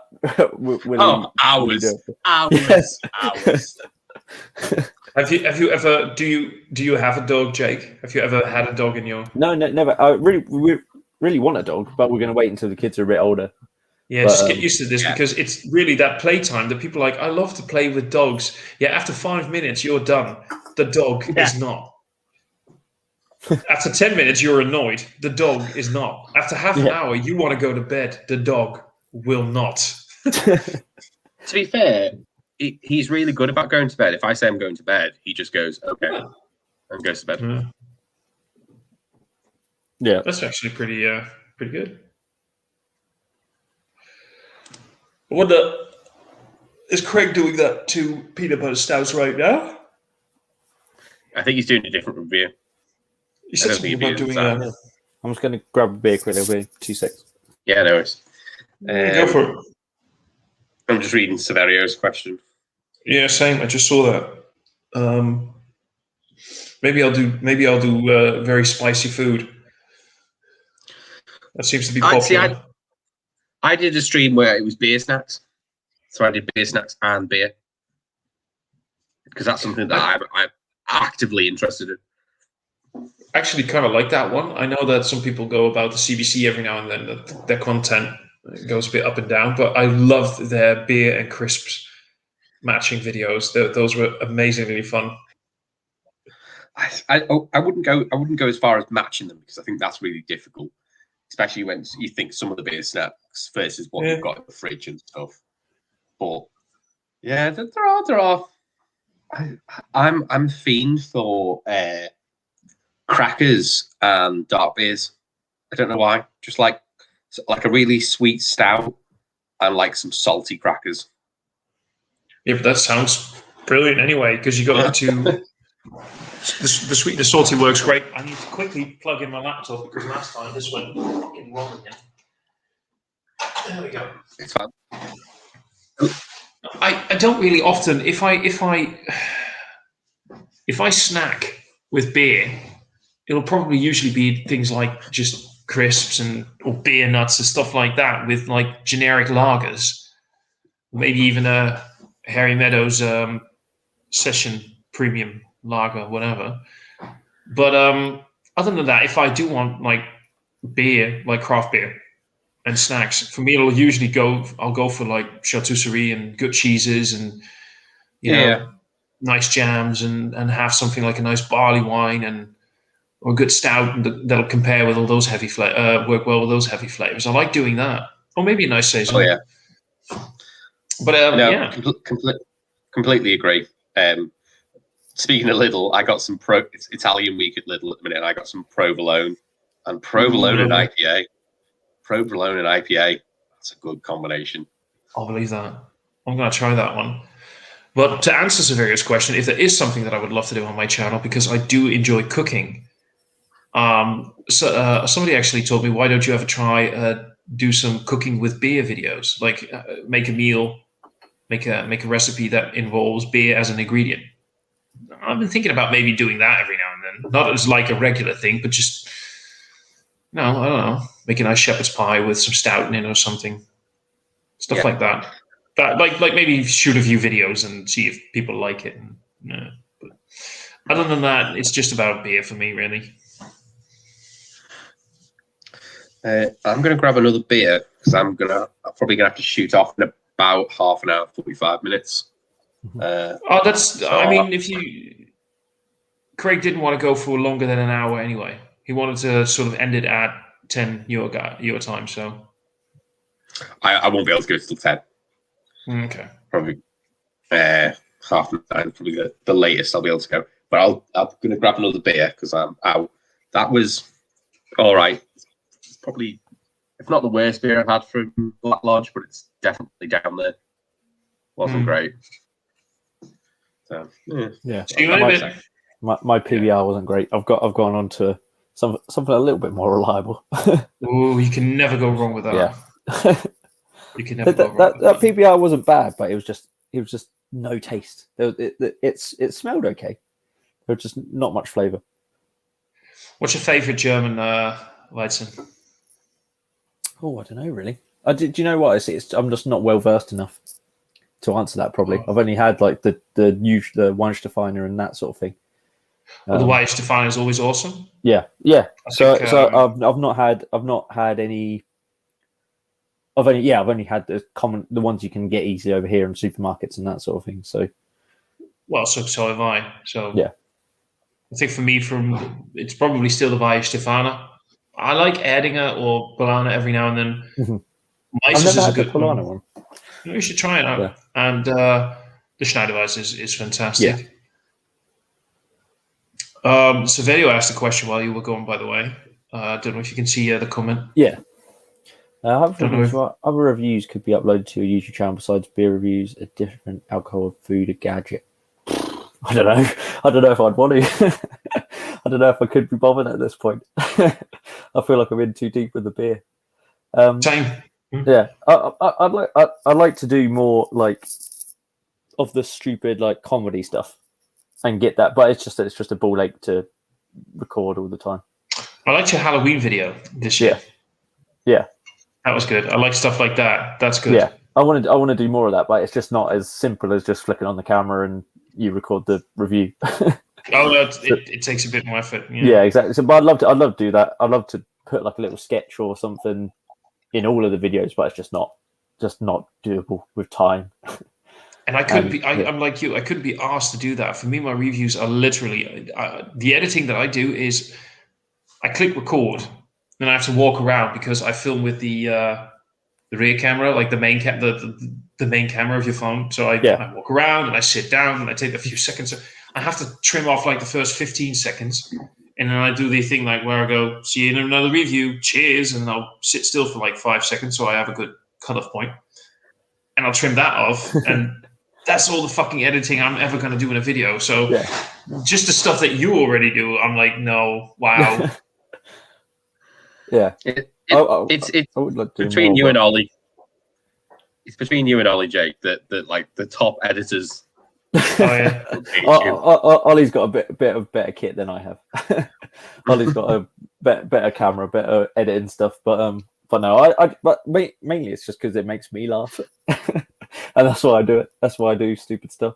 But that's the most important thing. You got to do what you enjoy, and I never want to, like, I don't have an intro or whatever, and that's not. I will never do that. Not because I think intros are stupid. I just can't be asked. Yeah.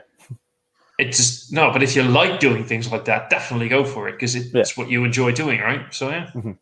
Yeah, I'd love to do more. I've got a few lined up, but it's just about getting around to it, around to editing them, and the best, like, for my 30th, my sisters clubbed together and like got me like a green screen as one of my presents. So that's opened up a whole new world of fucking around. Oh no! You can just imagine Jake unwrapping that, seeing what it is, and he's going like, "That is so." You'd appreciate. I did like it when I first got it. I was like just testing it out and doing some stupid shit. And I'll have to send you. I put it on my Twitter ages ago. In December last year, and I'll have to send it to you, Thomas, because I think you'd appreciate it because it's like a Lord of the Rings thing. Oh, I need to see that. Yes, I need to see that. Let me try and find it, and I'll send it to me. Also, I love the fact that you're not on Twitter. You're on Twitter. Twitter, like Twitter. Water. Yeah. Do you know? I've probably made this joke before. Do you know why the British say British instead of British? No. They drank all the tea. Sorry. Good one. That's fucking horrid. I know. How do you find like? Oh, Jake might recognise this brewery. I don't think Thomas will. Oh yeah. No, there's nothing. Yeah, nothing about that sounds familiar. I sent Jake one of them. This is that the was Gatto. Nice. Yeah, that was like a crazy triple. Yeah. This one's low. It's only like 4.5, so it's like a session stout, but it's Black Forest Gatto, and the cherry is a lot. Yeah, you can smell it a mile off. But yeah, it's got lactose in it. It's all right. It's a bit cold at the moment because I forgot to take it out of the fridge. Oh, that's why you were twisting the neck for a bit there. Trying to warm it with my hands. Not that you get much warmth. No. Trying to find this video. Determined to find it now. Just done a review of these two together.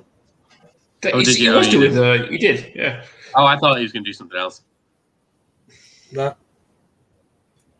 So that's why I was a bit longer doing two, versus. Oh well, we hardly missed you, so. I know that. I get it. I'm thinking about should I or should I not have a beer? What, a beer or another? You probably should. Another beer. No, yeah. I had a beer during cooking and dinner, and I promised myself that was going to be the only. No, but I just kind of promised myself that was going to be the only beer, just like a lager, like a micro lager. Well, don't do it. And I promised, don't do it then. No, I don't want to. I just maybe I'll just actually have another cup of tea. Yeah, fine. Fair enough. Coffee. You want coffee at this time? Yeah, I'm going to come sit around going, I am Cornelio, I need tea for my bottle. or decaf coffee. What's decaf? What's decaf, precious? What's decaf? What's rubbish? No, that's not fucking coffee. Exactly. Just drink black water or something. But I think decaffeinated coffee is the equivalent of non-alcoholic beer. So have a decaf. No, yeah. I don't even have decaf. No, I do have decaf. Yeah, I know you would. Fucking hell, I have decaf. Oh, it's been here for like. Oh, it doesn't sit very well decaf. It doesn't.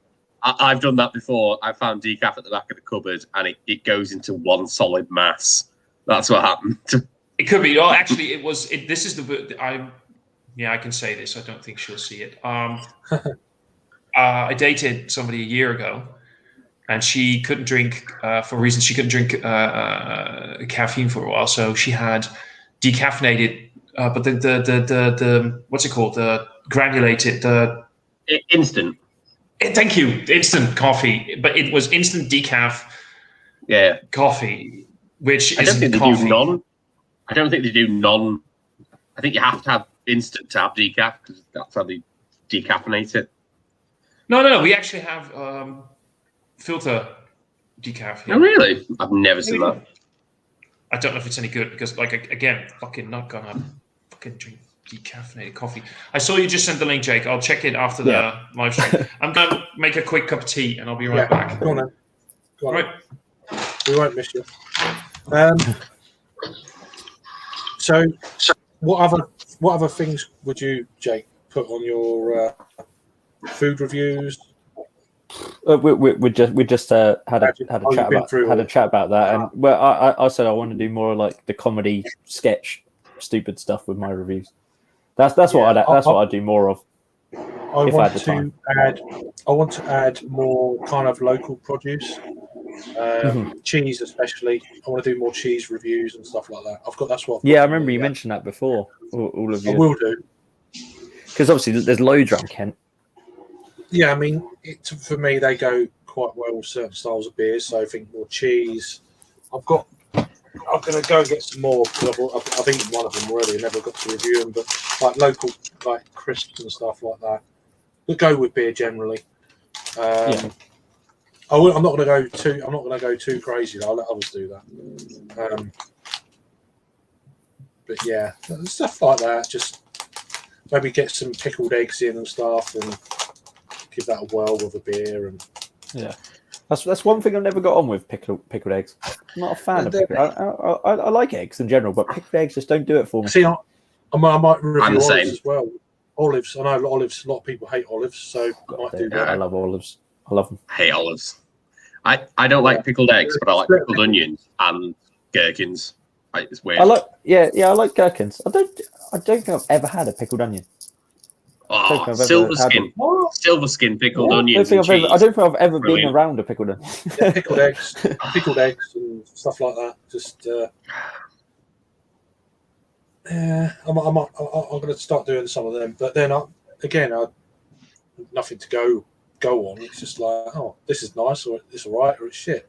That's it. Yeah, like 4-second review.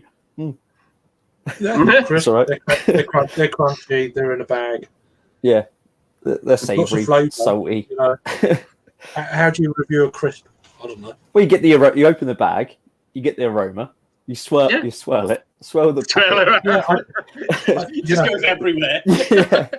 Yeah. Do you know what I mean? I don't know. Just then you have to say how much air's in the pack. You say it's got 4 fingers of air. Yeah. To know if you get your money's worth. And then at the end you go, I'm gonna skull them, and you just go. No, but so yeah, I'm not going to go down the fast food route because I mean obviously mass appeal. I'm not bothered by that. There's plenty of reviews out there for that sort of thing. They don't need my fat bastard take on it. Would you do like a local takeaway restaurant?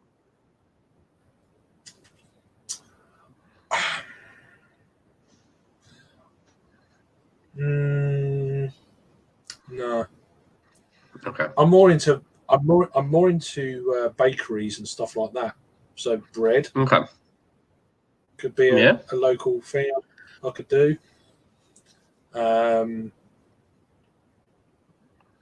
So yeah, that's more the long lines I'm kind of thinking. Cheese that doesn't have to be local cheese; it can be just cheese, you know. You need to do Black Bomber. Oh, Black Bomber. Yeah, brilliant one. Is that Craig? Because you were just talking about cheeses. Sorry. Yeah. Craig, because you were just talking about cheeses. What kind of cheese is it yours? I haven't got any at the moment. Nacho cheese. Oh, you twat. Definitely not twat. I've heard it before, and for some reason probably from me, mate. Serious. Who's being serious? Silly me. I love you. Yeah. But I thought he was going to say, "Oh, I've got some cheese." No, I don't. That's what he was going to say. I don't really think I have any cheese right now. I've only got mature cheddar, and that's it. There's always a Same. A couple of slabs of that. Just a couple of slabs of that in the fridge. Always good. Yeah, I ran out of goat cheese in. provolone. No, very fancy. Yeah. Got some cheddar goat cheese. That's about it, though. Provolone ran out yesterday. Not 100% keen on goat's cheese, to be fair. Oh, love it. Sorry. It's a bit too. For me, it's a little bit too tangy, chalky, not gritty. Not gritty, but it's got that. There's something there's a certain the texture. It might be chalky. I don't know. Yeah, because you can get hard goat cheese as well, which is quite nice. I love those discs of soft goat cheese. Yeah. I love to finish a pasta sauce with it. Oh. Almost any kind of pasta sauce. Just add, depending on how many people you're with, add one or two of those little round discs and melt them through it. Yeah, it's a bit like ricotta or something like that, isn't it? But it can be a tomato sauce. Pesto sauces, you can have like a cream sauce and just add maybe not a cream sauce, but you can just add a little bit of that to it, and it just, yeah, I love it. Yeah, we do you know what we've been doing? We just get just a basic cheese and tomato frozen pizza, better. Yeah, and then just crumbled goat cheese on the top of it, and then you mean the soft goat cheese or the soft goat cheese? The soft goat cheese, and then it makes just a standard cheap pizza just so good. You know what? One of the best. You can do it with any kind of semi-hard roll. Bagels are great for them. With that soft goat's cheese, honey, and walnut. Oh, talking my language. The best, in my opinion, the best use of soft goat's cheese is black pudding, goat's cheese, caramelized red onion. Now you're talking my language. That's my language. bit of rocket on the side, just for garnish. Oh, fancy. Yeah, bit of rocket to give it a lift. Yeah, nice. Bastard. The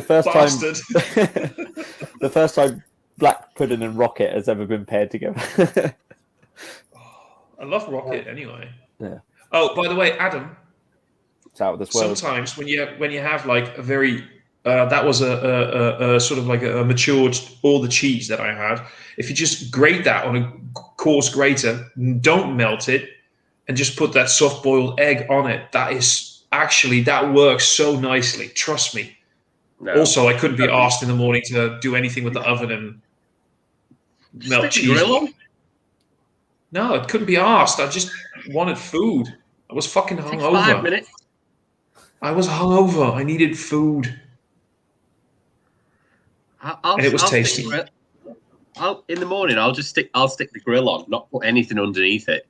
Let it warm up to its hottest temperature, and then put it in. It literally takes 5 minutes, and then I'll just take it out. Oh, still couldn't be asked. So Vario's coming up with. Is there a beer style you haven't been able to try and you would like to try in the near future? Yes. It's not something I've thought about, to be honest. Can't think of a beer style I haven't tried, unless it's there's a few styles that I would like to try a lot more of because I can hardly get any proper one, which is weird because I live pretty close to the German border. But I'd love to get some more real proper Schwarzbiers, some black lagers. I would love to try more Helles, more Kolsch. I want more. Stuff like that. I'd love to have more things like that because we really hardly get those in the Netherlands. Real proper British milds or bitters, stuff like that. I can't get those here. I'd love to try a lot more of that. Mm-hmm. Yeah. For me, it's styles. More Kolsch. Sorry, Kolsch for me as well. Yeah. Sorry, go Adam. I was going to say Bier de Garde. I never see that. I think I've had one. Yeah, I think I've only had one. I think most of the beers that I've seen that have been labelled as Bier de Garde aren't actually Bier de Garde. Yeah. I don't know because I've only had one, so I've got nothing to compare it against. Right. Proper quads. Never see a proper quad. Just like you'll get them and they'll have adjuncts in. The only ones that you really get are sort of the Belgian traditional quads. I'll take Craig. that over most non-Belgian shaking his head. pods. Yeah, it's like Jake isn't seeing it, which is a pity. Was that? Oh, okay. Good joke. It's just usual. Slurpee Good one. is normal. That's what you got to do in the Isle of Man. You got to make your own fun because there's nothing else to do. It's a bit cheesy, that though. That sounds nasty. An 18-year-old pickled egg. Was it green? God dear. That's gotta like be green. they have those in is it China where they have like the fermented? green. It's not pickled, it's fermented. Yeah, they egg.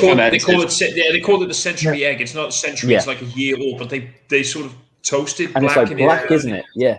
Yeah, Yeah. I've seen where they eat these, like, is it duck eggs that are fucking God knows how long? Yeah, I think it's duck egg. Actual Or duck eggs, like- fresh duck eggs are lovely. Yeah. Oh yeah.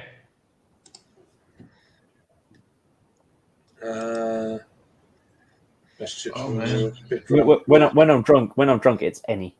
Exactly. When I'm, Anything. Also, choosing. Anything. the best drunk food in general, by the way, is still shawarma. Shawarma is like perfect drunk food. Say that again. Would you class that as just kebab meat over here? Like Yeah. shawarma? Yeah, I think it's the Or same shawarma a thing. bit better, a bit more exotic. I don't I know.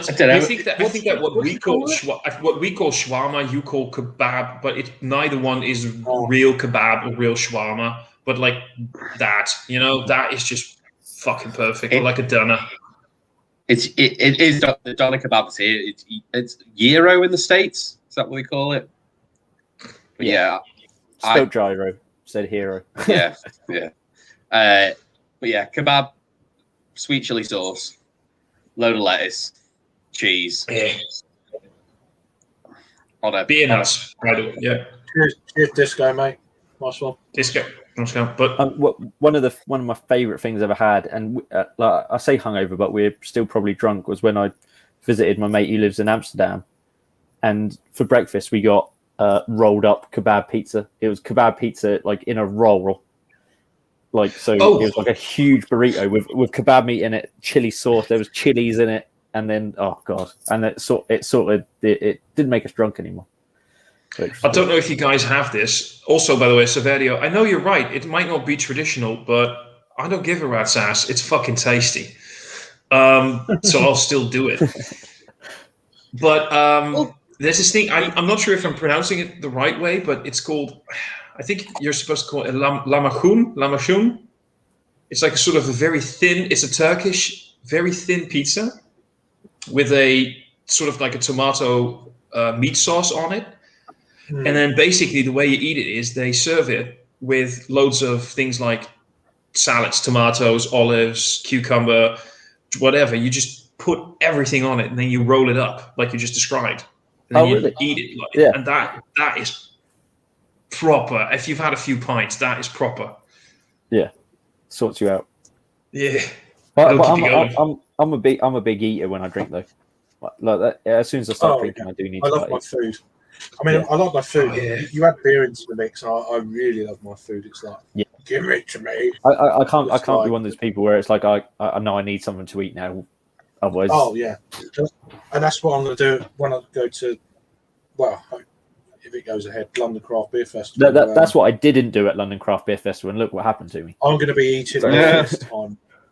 I'm going to be because, for myself anyway, doing the whole thing. It's like, there's no pressure for me anymore. I just don't care. Mm-hmm. Just have a good time and try to remember talking to people this time and shit like that. Yeah. So I've already tried to look videos. I've already looked for Bristol. I want to make sure that I'm in walking distance of a decent curry house. So if I walk out very drunk, if I immediately have a curry, I can then maybe keep going. Mm-hmm. Yeah. There's something about spicy food that just like keeps me on the straight and narrow. Yeah. This is my hangover cure. It can keep me drinking for the night. Spicy food is. I know exactly what, Kyle from No Hype Beer Reviews has been making some comments about. He's like, Thomas, are you pregnant or something? I can guarantee you, if there's a Sunday morning and you see one of those posts pop up from me with one of those rolls and stuff on it, if it has something pickled on it and sriracha on it, trust me, I'm hungover. Yeah. If that's on it, if either one or both is on it, I'm hungover. That's what I want in the morning when I need something that's greasy, fatty. It has to have something hot on it and something sour. I need that. You need all the flavors. Oh, fucking hell. Just, yeah. And some umami as well, chucking. And coffee. Lots of coffee. Actually, my first thing, if I'm hungover, first thing I'll do is I'll have a pint of water. Sriracha mayo and sour. Oops, sorry. No, sorry. I'll stop talking then. But if I'm hungover, first thing I'll do, pint of water, and I'll squeeze 1 or 2 lemons in it. That'll do you proper if you're really hungover. Don't eat anything. Don't have coffee. Just make sure you hydrate and you get those electrolytes from the citrus in your body before you start drinking coffee or eating anything. It'll do you a wonder. Trust me. I've heard that before, actually. Yeah. I've heard that one before. But, I don't know. I always forget because I feel like shit. So yeah. Can't remember. Does that help me? Yeah, you were saying, Adam. I've forgotten. It's all right. I was going to the Severio's comment though. What about pecorino? Why is that not all right on pasta? I think it depends on where you. But Italians can't even agree on Italian food. Italians will argue with each other what's proper because one thing in the north is sacrilege in the south and the that's middle. A bit like England. Yeah. So I love the fact that the Italians want to scream and shout about proper Italian food, but maybe first they should settle it among themselves before they start preaching to the world about what proper Italian food is. Sorry, Silvio. Sorry. You'll feel his wrath in a second. I will. I'm gonna die. Yeah. I could get more into Italian food though. I could see me. Yeah. Wait and see. I do like Mediterranean food. I think it's quite. It's up my street. So. Oh, it's proper. I love it. Yeah. Lots of olive oil. Pasta is just the best food. It is. It's not necessarily my favourite, but it's the most consistent in my life. Yeah, but certainly salads and stuff. The oil they use and stuff is such of a quality that it costs too much here. And it's much cheaper there, obviously. But things like that. Yeah. Just like, it's so good. It's like they have lots of olive oil, and a lot of people drink like small amounts of red wine, but they like drink it every day, and that has like magical properties. Well, nutritional properties, but it's that juice. Yeah, that and sunshine. That helps. Loads of fish. Oh, fish. Yeah, like proper sardines, like not tinned sardines, but like fresh sardines that you can grill. I want that. That sounds fucking amazing. I know you're landlocked, but you've got to have a fish market in Oxford. I know you're not landlocked. You've got not in the north. I do have access to a very good fish market that is about half an hour drive and some parking and a little bit of walking. The problem is it's on a Tuesday. I have to work. Yeah, that's the only real and where I live in the city I live, we don't really have any good fishmongers. So what's good is our fishmonger. He's in a van, so you'll park up. Oh, yeah. You can just go. Back of a van. That's what I need. It's a proper van. It's got like a wind. It's got like hatches and stuff like that. Oh, it's got hatches. So it's no man. He's lying. It's like half rusted Ford Transit, and he knows it. Blue. Sounds like a fish market. Yeah. It's like a trailer. He has to pull it with his car. You're not making it sound any better. He's It's good though. beautiful. Sounds cool. Severio's comment depends on the quality of the pub. Yeah. It really does. Oh, that one, yeah. And it will be, Is it that one? yeah, it won't be hamburgers. Yeah. It would be like shepherd's pie or steak and ale pie. Shepherd's pie. Yeah. Eggs. I think you'd probably Eggs, find it grill. harder and harder to get that Ham, that egg, and traditional chips. fare. Ham, egg, It and will chips. it will be Ham, burgers egg. and stuff, won't it? Yeah, ham, egg, and chips. Burger and chips. Mhm. Yeah, fish and chips. But I'd rather get it from a chippy than a pub. Depends on either. I know. I just think the chips are better generally. Yeah. They're fried. You get I don't know. You get some pubs here, but we I think if you have a pub, what we consider what a pub would be, and you can get food there, we probably start thinking it more as like a sort of a diner. Yeah. We don't like we consider when we go to the pub, when we go to a bar, we don't expect to be able to buy food. We can have some snacks, but there'll be snacks like a cheese platter, some cured meats, things like some assortment of nuts, and if we're lucky, they'll have like a fryer and they can do. You guys know croquettes? Yeah, it's like bitterballen. Like Bitterballen, exactly. You can get things like bitterballen. So good. Oh It's man, so bitterballen, Dijon mustard, bitterballen, and like a few pints. Yeah. Fuck me, I'm done. The smoked ham ones. I've had Beautiful. dinner and I'm starved now. I've actually had dinner. I'm starved. I know it's terrible, isn't it? You telling me? Yeah, I only fucking- had fried egg on toast. That wasn't. It's all right. No, It's but simple yeah. as always the best. It is. Did you put any parsley on it or anything? No, but it was sourdough toast, so hipster. Ah, that helps. Well, was there any avocado on it? That always goes. It with wasn't. sourdough. No. But got I do like avocado. Eggplant. No. Fuck off just with the actual eggplant over fucking Sheen. So there was I wouldn't mind. Aubergine's a French word. aubergine. Now there was a good reason that for. I usually say aubergine, but there's a good reason that for the last what's it been, several months. I went more towards an American English than English. So yeah, I started saying eggplant, but it's an aubergine. I know. Right? What is it in Dutch? And of course, aubergine. That's an easy one. You've not helped yourself in any way. It's beautiful when things like courgette we call courgette, and the Americans for some reason had to call it a zucchini. Yeah. Fuck me, why they had to go fucking weird. Is it cilantro's another one that's stupid? That's Coriander. Oh, It's it's coriander. Yeah. No, but it's because somebody explained that to me. They're calling it when they're talking about the ground seeds, like the spice, they'll call it coriander.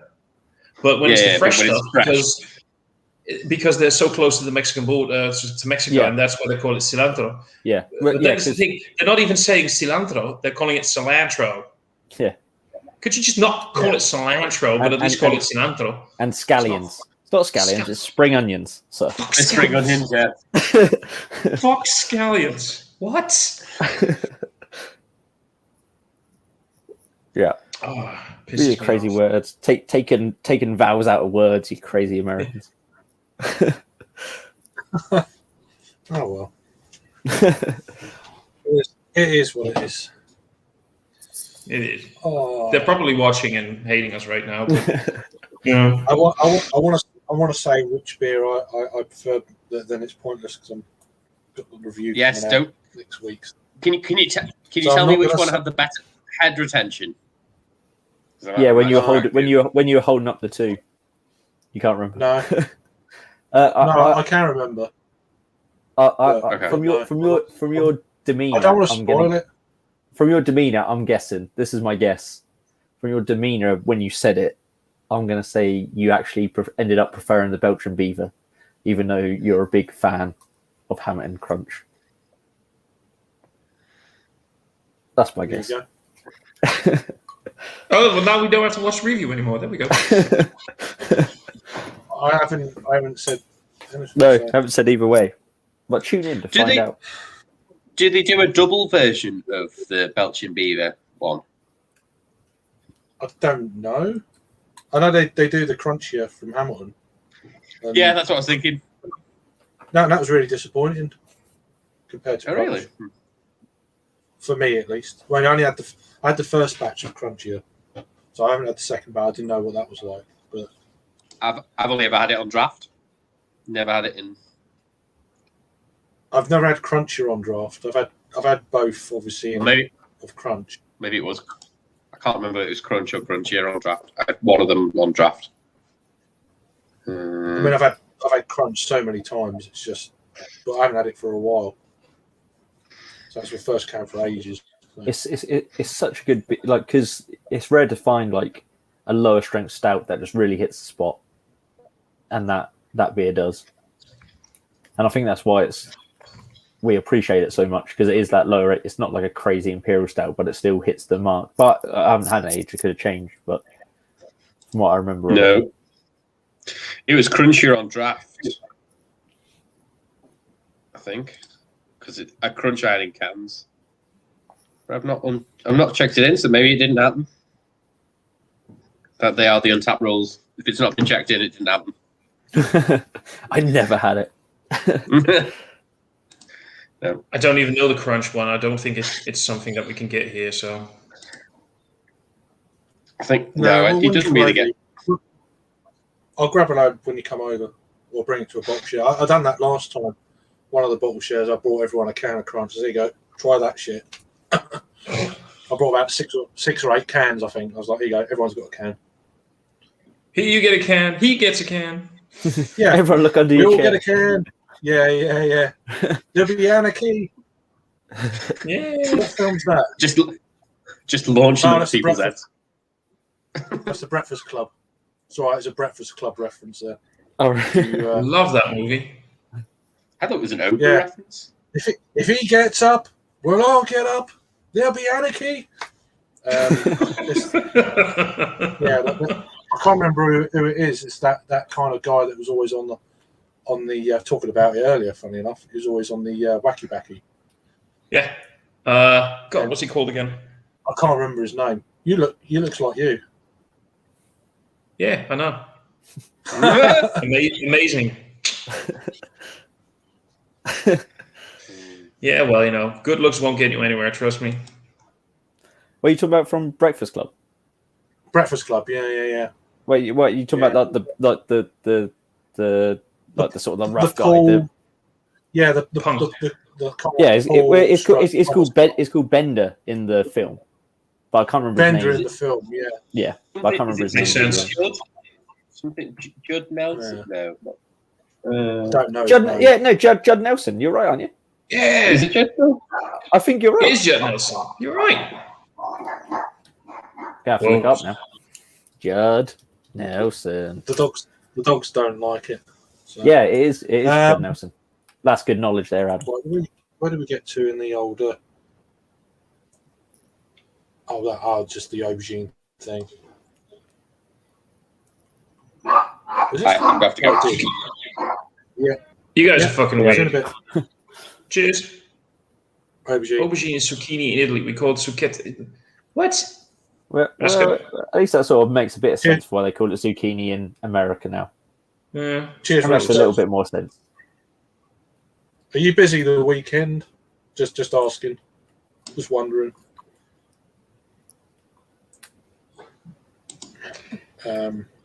Talking about the peanut stouts just earlier. This is going to be released very soon in a couple of days here in the Netherlands. It's an imperial pastry stout it's called Loaded, made with lactose, pecans, vanilla, cacao nibs, maple syrup, coconut, and peanut oil. Peanut oil? Peanut oil. Peanut oil. That's what I strange thought. Peanut oil. Oh, that could be weird. I was all into it, and then peanut oil. Isn't that going to like? I don't know. Oil and water doesn't really mix, and that's not that's the old adage. But it's just going to be. You need to emulsify it. What is? Yeah. Yeah. Well, It maybe needs to they use lactose to emulsify the oil. Is It'll it be going like to be like? it'll be like a mayonnaise. I just wanted to say that it'd be like imperial pastry mayonnaise. It's going to be. That'd be How the the next thing. hell? Let It'll us come in know a how squeezy it bottle. is. Yeah, let us know how it is. I ain't gonna. No. I'll take your word for how bad or good it is. If you get it. I'm thinking. I was thinking about getting it, and I'm not so sure right now, but I'll think about it. Yeah. And I will definitely review it and tell you guys just how obnoxious it was. Yeah. So sometimes when beers are so crazy, you just got to try them. It's just sheer curiosity. Yeah. Yeah. You just need to know. Yeah.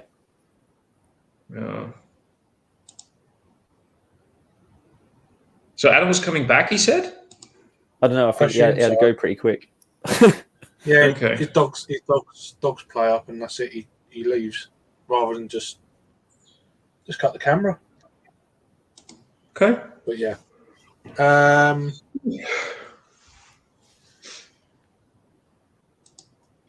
special. So we are busy. Cool. That's good. I will be in your neck of the woods the weekend. That's why I was asking. I was just seeing. I don't know what's planned. I might be busy. I don't know.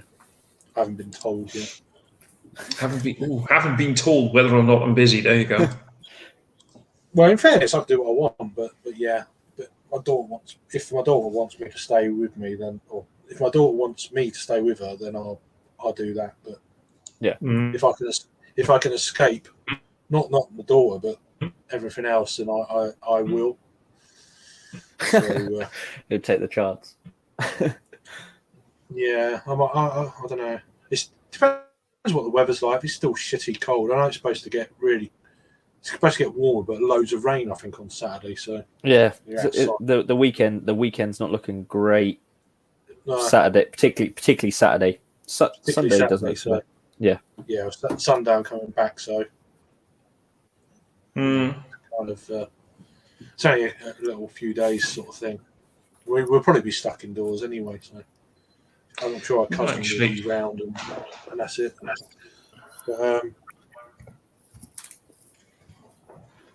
if you want to check how our weekend's going to look like. Sounds sorry. No worries, mate. You're all right. Hope you're okay. I'll be sure to chime in, and if I remember, and I've got good internet. That's after the battle with my internet's a bit patchy up the road. Up the road. Yeah. Sorry. So I have a few comments coming at once. And cheers. What happened Saturday night? I don't know. Oh, is he saying that? Is it because we said Saturday's not great weather-wise? Oh yeah, you're moving. You're not moving Saturday, are you? Oh right. Forgot about that. That was this weekend, right? I don't. I lose track of. I thought you'd moved on Monday or Tuesday for some reason. Oh, here you go. Yeah, America. Gone. Yeah. Yeah, but America. These crazy Americans.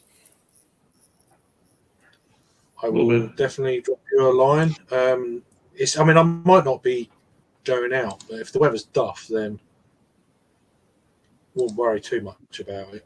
I'm gonna have I might have a few days off it while I'm up there, and then. If the weather's not great, it could be a good opportunity to go, because then no other fucker's going to be there either. Well, yeah, but it's not much fun sitting outside and it's pissing with rain. I can't be asked for that. I want to enjoy it. I don't want to fuck, it's cold, or that wind's get, and all that. Yeah, I've seen some of the pictures where like people have got like 12 umbrellas around a table and stuff. Oh yeah, I've seen that. I'd rather not go out.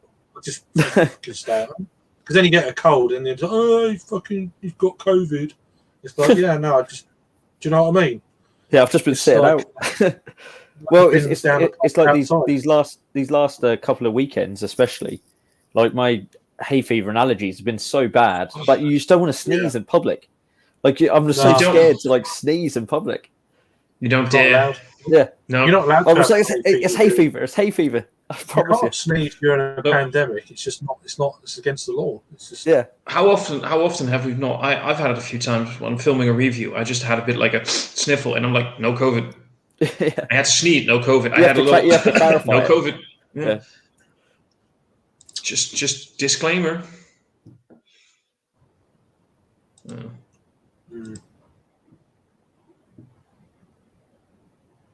But nah, I'm being good. Being thoughtful for others.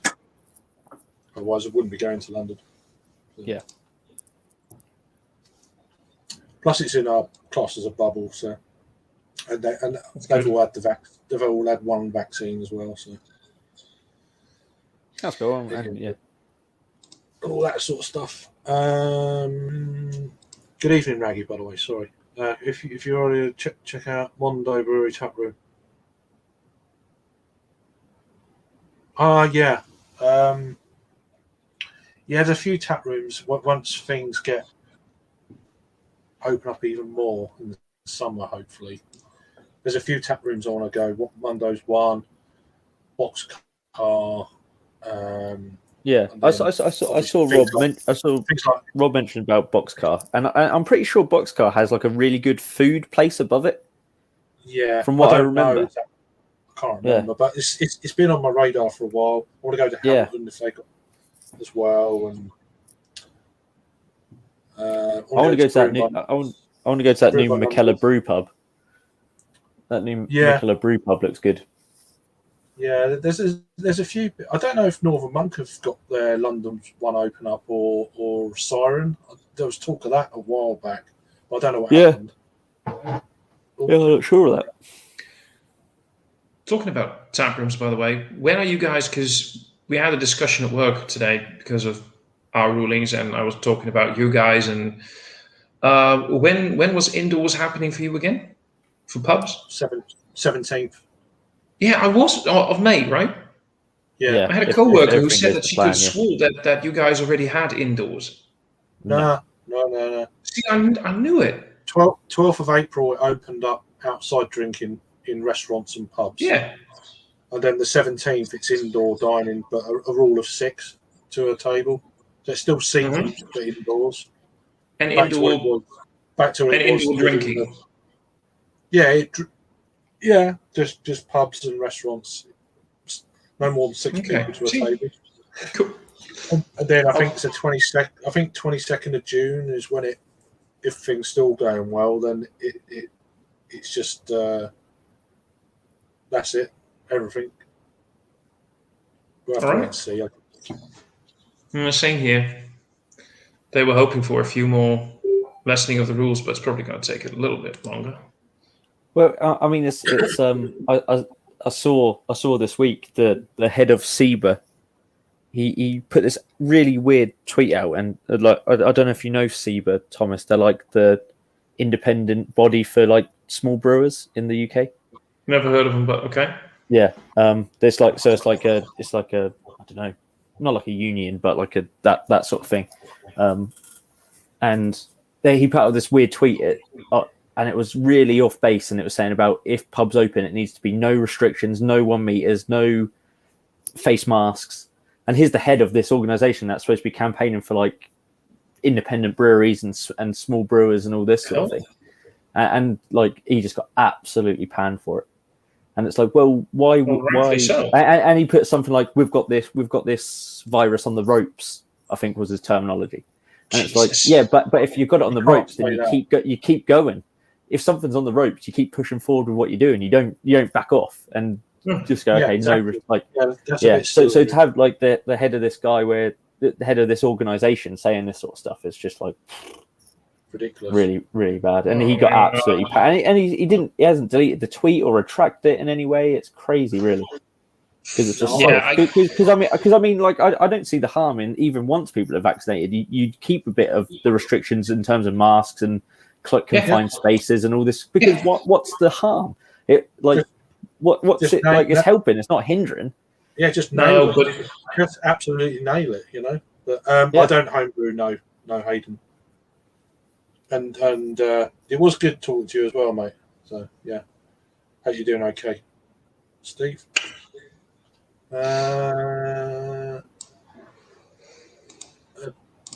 What? A bed-smelling beer. Never had one smell bad smelling beer. Or a really bad, yeah. Yeah. I've had one or two beers. I'm just like, they didn't even make it to the review past. You know, they didn't make it past the review kind of thing. Just just didn't. I've stopped the camera. Not doing it. Yeah, I've had a few. I'll always be honest, and if I really think it's bad, I mean, I've been on a really lucky streak lately where I've had some great beers in my reviews, and it sounds like I'm loving everything I'm drinking. But yeah, both outside of reviewing and reviewing as well. Yeah, there've been a few. I can't really recall them. I still have one review somewhere on my hard drive that I keep debating whether or not I should upload it, and I think I kind of should, because it was a bad can. It was not even 2 months old for an IPA, and it was so heavily oxidized. Oh, really? Yeah, but part of me is like, is it fair to upload it? Because, you know, if it's from a brewery that I know does pretty good work, and anybody can have like a bad can. It can happen. Yeah. So kind of part of me is like, should I upload it? Still kind of on the fence on it, but we'll see. But it happens, and I'll always go through with the review. Yeah. I can't. I mean, I've had like, I've reviewed like macro beers. I'm like, it smells like what it smells like. It's not particularly bad, but it's not necessarily good. But I still review it. You had the shrimp beer. Yeah, that smelled good. There was the cheese and onion beer that was fucking bad. Oh, sorry, that was the one that was horrible, right? Sorry, I mixed it up. Yeah, the cheese and onion one wasn't great, but the shrimp beer really.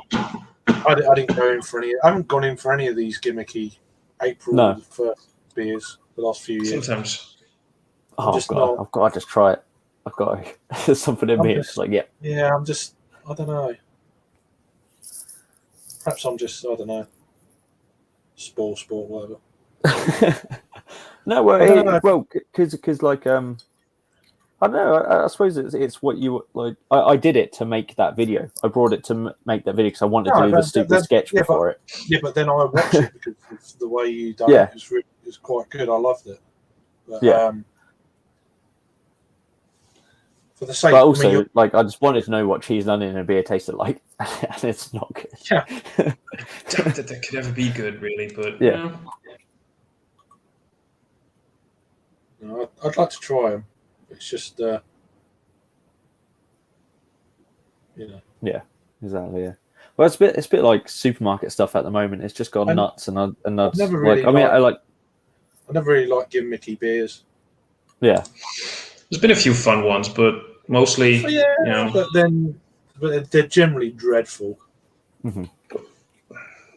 But I suppose it's like, I mean, when you take like a brewery like Amundsen or something like that, where they've like, I mean, every beer's what you class as like a gimmicky beer, isn't it? It's just full of, so they're adjunct heavy. They're just like full on. Yeah. Like, where it gets to the point where you don't even taste any adjunct anymore. It's just sweet. It's just syrup. It's just uber sweet. Yeah. And just I don't know. I've had one of the dessert in a can barrel aged editions. When you get to a point where you know that a beer has been barrel aged for quite a while in a bourbon barrel, and you should get quite a hefty nose of bourbon, and the adjuncts in the beer are so incredibly overpowering, you don't even get any of the bourbon, any barrel anymore. None of the oak, none of the dryness, no bourbon at all. You just know that you've made something that is. What was that line again from Jurassic Park? Yeah, but your scientists were so preoccupied with whether or not they could, they never stopped to think whether or not they should. Yeah. And that's kind of basically Amundsen in a glass, in a can, in a bottle, like. Yeah, I've never had a rant about a brewery, but I think I have. I think it was my last Beavertown beer I done. Was it Nanobot? That was just. Oh right, they're like session pale or whatever they call it. But it was just, even for the ABV, I've had better. It was just awful. So that was. I used to be a big fan of Beavertown, but yeah, same here. If their beers hadn't changed, I still wouldn't have a problem with them. But their beers have changed. Like, unfortunately, they're just gone. Just dropped off a cliff. Yeah. I've been hearing that from a lot of people. We sometimes we get Beavertown here, especially we get it a little bit more often now than earlier, of course, for very obvious reasons. But I've heard it before. I think I was having a talk with Brett from Beardy Beer Reviews last week. It was like probably one of the biggest Beavertown fans ever. Yeah, absolutely. Yeah. He was so gutted, so disappointed, and it's something I hear a lot from people from the UK about Beavertown. So the biggest thing is the Beavertown that you guys know. I never really got to get to know that. Most of my reviews are of that pre-buy-up period. Yeah. I mean, I don't think I've reviewed Gamma Ray. That's just because I might have reviewed it on draft once, but I've never reviewed it in the can when it was really nice. No, I've only reviewed it in a can when I did that 30 beers for 30 years thing. So it's like after Heineken takeover. But I've reviewed several versions in a can of Bloody Hell when it was an annual release. Yeah. Before it became a full range beer. I went to Bermondsey. To the bottle shop for that Beavertown release so that's the sort of brewery they were. It was like a hype brewery. Like, oh yeah, absolutely. It was just like, got to go down there. Yeah, I've been to like loads of their events. Used to go to the tap room like at least like once a year. Like it's like and like it was that through that shared experience that I got like my dad into beer and all that, because he absolutely loves like Beavertown, and now he doesn't try them that much because they don't do the specials that much and all that sort of thing. So it is a shame that one was a bit of a shock, that one. And still no Beaver World. I want Beaver World. they said the Heineken takeover they were going to give us Beaver World, and they haven't. I want to be too, but you know.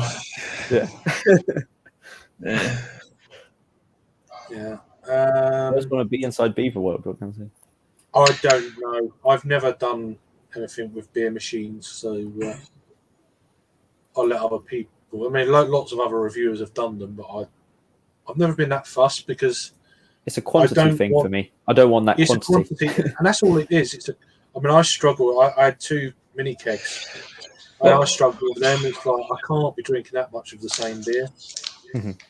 What's the thing called again? The Sub by Krups with the torpedoes. Yeah, I don't know. Yeah, I have one of those. I got one as a present once, and it's 2 liters that go in there. And depending on the beer, that's a little more manageable. Yeah, that's like if it's like mini keg is a bit. Yeah, exactly. Because it's a bit smaller, it's manageable, and it'll last for 2 weeks. No, a week, 1 or 2 weeks if after opening. That's like that sort of general rule. So 2 liters. If you've got like a lot of the beers on the torpedo are like between 4.5% and 5.5% ABV range. Yeah. So come on, be honest. Most of us could finish that in a weekend easily by ourselves. As a nice little. Yeah, I mean, they could be great for like in the summer months barbecues, having people round. Just go and help yourself. Great. Yeah. Yeah, but that's the thing. If you want it for a party, then 2 liters. If you're with 5 people, 2 liters will be done. Yeah, exactly. So that's my thing, and the pricing, because I did a quick search once because I was curious. I got one of those machines, and I was like, okay, so you can get like macro pilsners for it. Buying some of those macro pilsners in the 2-liter torpedo was actually more expensive a liter than buying a bottle. Mm-hmm. Yeah. So that sort of puts me off of I have to invest in. So I said, I got one for free, but I would have to invest in a machine that costs like £90 to £100, I think, give or take, roughly like £90. And then you have to pay a little bit more for the beer itself as well. Yeah. It just doesn't. No, it just doesn't compute for me. It's not worth the effort. It's a fun little gimmick. It's a gadget. It's kind of fun, but not really worth the effort. Mm-hmm. The only thing that would be worth the effort for me, because if you get like some nice imperial stouts on it, because if you ever had that moment where you're like, I wouldn't mind a little bit of imperial stout, but you would like maybe want like half a bottle, half a can, so you could actually just tap yourself just a little bit, like a little taster, instead of having to think like, oh shit, I just want now I have to whole throw bottle it. or whatever. Yeah, exactly. So that would be good. Yeah, then don't have to try and make it last. Try and make it That'll last. never happen, though. Yeah. Can you imagine how much it would cost to get like a 2-liter imperial stout? A little bit much. So okay, like a 2-liter torpedo of BCBS or something like that. That could be. Oh god, that's a couple of hundred. Yeah. And then feel forced, like you only take little bits, but then you're like, shit, it's only going to last for like 2 weeks. So you might as well. You know what's going to happen because you're like, I'm only going to have a little bit, but that's when the alcohol kicks in. I could have a little bit more. Yeah. I'll just have a little bit more before you realize that 2 liters of BCBS gone. And then in the morning, you just got your Cocoa Pops and you're like, oh, I fucking would do that though. Invisible Peter. I need a piss. Oh, there he is. Dungarees, take them off Hey, again. mate. Hello. You shaved your beard. I did. You And I bastard. I regret it because of the exposure of the chin. Don't ever shave off a beard. It's not a proper beard, though. So Whatever. It's I was any living beard. a lie. How you keeping, mate? You all right? Yeah, not too bad. How are you two doing? Yeah. Yeah, good. What are you drinking, mate? I've got Humble Sea Anthrax Mumble Memory, which is a hop-fused foggy triple IPA. Right. Wow. I recognise the can. Yeah, they're sort of boasting like a new technique on how to do beer, which they call hop fusion. Now, I don't know if this is like meant in tongue-in-cheek or if this is actually a new technique. So we've invented a supercharged mega NAR combination of hopping techniques blended with cutting-edge hop products to create a hyper-intense aromatic experience. It's the latest in hop technology and the results are beyond human comprehension. Cool. So it's just as hoppy as a hoppy beer can be, really. But it's really nice. Yeah. No, that's cool. I've got this little bit of beer here left. This is one of the 2 beers I had earlier. I'm still not saying what one it is. But, I've done a side-by-side. I've done Belching Beaver Peanut Butter Milk Stout against Hamilton Crunch. Ooh. It's the Belgian Beaver. I know it. I've guessed it already. Oh. Your assumptions of I had a beer earlier that I think you'll appreciate, Peter. Oh, yes. The actual American version, imported from James Clay and everything. Yeah. Any distinct differences from what we get here? I should have done a side by side. Really, that would have been the clever thing to do. But it smelled interesting, and then the flavour is very, very muted. There's not a lot going on flavour wise. That's what I found of it anyway. Very nice. I still need to pick up a can. Yeah. But I can. It's one of those things where I can see why people gravitate towards it as like a go-to, because it's cold and it's wet, and there's no aftertaste. There's no sort of like. What are you thinking, Thomas? I think your Cold or opinions wet? on Pabst have No, it's just no. You won't go there. No. No. But saying that, I've just cracked a nice can of Rhiney, so There you go. the Audi Pabst, as they call it. Yeah, I saw this comment earlier, but I'll just I'll be reviewing some stuff. I might start doing. I'm going to look at doing some local micro pub beer reviews. So predominantly cask, that sort of stuff. When I was at the Little Earth Project place on the weekend, like I thought about doing some reviews, but in the end, I just wanted to like just sit there and like it was relatively sunny. I just wanted to just sit there and enjoy the beer rather than just think about doing a review because they had like insane beers on there. But in the end, I just wanted to actually just enjoy it rather than thinking about doing a review. So, but once the novelty's worn off of actually drinking somewhere again, then I'll start doing it. Yeah. What brewery do you miss the most? I wouldn't say miss. I don't think there's a brewery I miss. It's just no, not really. Because you can get most things during lockdown anyway. So you find the right places. I suppose it's just like what atmosphere, like what specific tap room or bar, pub, whatever atmosphere do you miss? I think it's more company rather than where it is for me. Exactly, yeah. I don't know what you guys think. Yeah, because really, the only time you ever really drink with other people, aside from like the usual sort of like family and work colleague drink in the local pub, is when I'm meeting up with like someone in Manchester. I wouldn't miss that. I wouldn't miss that. No, there's some people I'm not too bothered. I haven't missed at all, but yeah, it's nice. But yeah, there's most people I've missed. When you just walk into a pub, you don't know anyone, and it's like you just start having a beer and having a chat, get a bit merry, talk a bit more. That kind of, I miss that as well. There's more the place, the whole atmosphere, rather than any kind of brewery for me. Yeah, there's specific places that I'd miss more than like availability beer, because you can pretty much get any brewery's beer in some way, either direct from their web shop or. Right now, what I just miss is just having a pint with a mate somewhere. It's been ages, and I just really miss that, and I don't really care right now. I could have like any macro lager in a pub right now with I could go for a Pabst, but I wouldn't have everything, whatever, even a Leffe.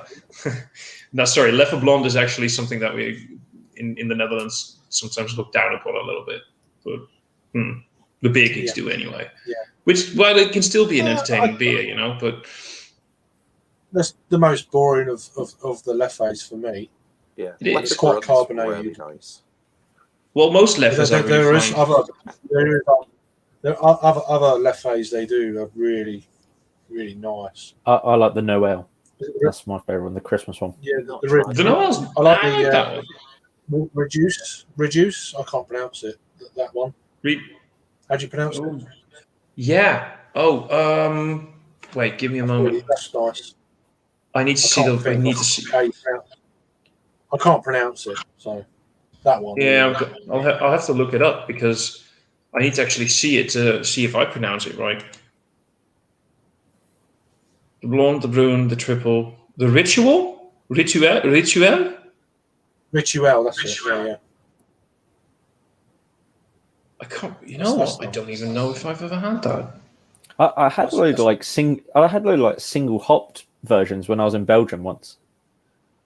Yeah, it was at like a Christmas market, and they had like a little shed, and like they had all these Leffe single hop variety ones on. And that was quite cool. Like sitting there drinking them. But again, that's about atmosphere and about the people you're with. Yeah, exactly. not necessarily about like the. If I was at home and I had bottles of them in the fridge and I was doing a review, I might have picked them apart.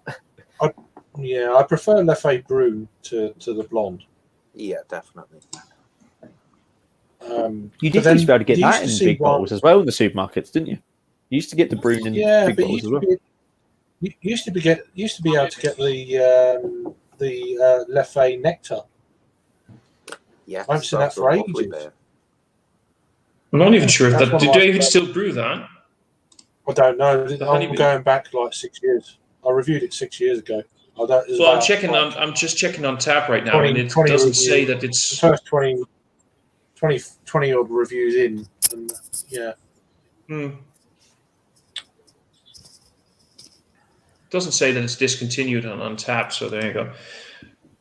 By the way, Joe, my this was not about being jealous of Pabst. It's just trying not to make any comments about cold and wet. So that's just me trying to be decent and respectful. Warm and wet's better. Really? Well, it depends. Camera. It's really a big cigar. Yeah. I know, a big cigar. I've got a ball in a cup. What the fuck? Let's play ball in a cup while we're here. Yay! Somebody's had a few beers. Yeah. I always get a fucking warped one. No, there you go. That's enough of that. How can a ball and cup be warped? that was actually a reference to Blazing Saddles, the Mel Brooks film, when he's got like a ping pong paddle. You know, and he goes, I always get a warped one. I haven't seen Blazing Saddles in God knows how long. Same here. It's a great one of my favorite lines is like oh gosh shit I can't it's that much my favorite line I can't remember it. But it's one where they're talking about his shooting skills and he puts up his hand and he goes steady as a rock and he goes, but that's the hand I shoot with. I love that fucking Mel Brooks. I love Spaceballs, Men in Tights, the History of the World, all that crap. The History of the World is one that doesn't get like repeated that much, but that's a damn good film. It's amazing. It's a small little wonder, and I love it. Yeah. Super rare imported PBR. Yeah, okay. Well, maybe just a small hint of super rare imported PBR. I think you can buy BCBS more readily than you can buy the super rare imported PBR. I think it's brewed in the UK now, anyway. I believe. Yeah, but I think that's what Jake said. That Jake he didn't have the UK brewed version, right? Yeah. Yeah, that one is the American version. Oh, that's the okay. Yeah, I know that it's a slightly higher ABV as well. Yeah, I believe. Who's actually brewed by in the UK? I don't know. I think I used to know that, but I can't remember. Yeah, I wouldn't be surprised if it's like Shep and Neem or something like that. Don't know. I don't think it's Shep and Neem.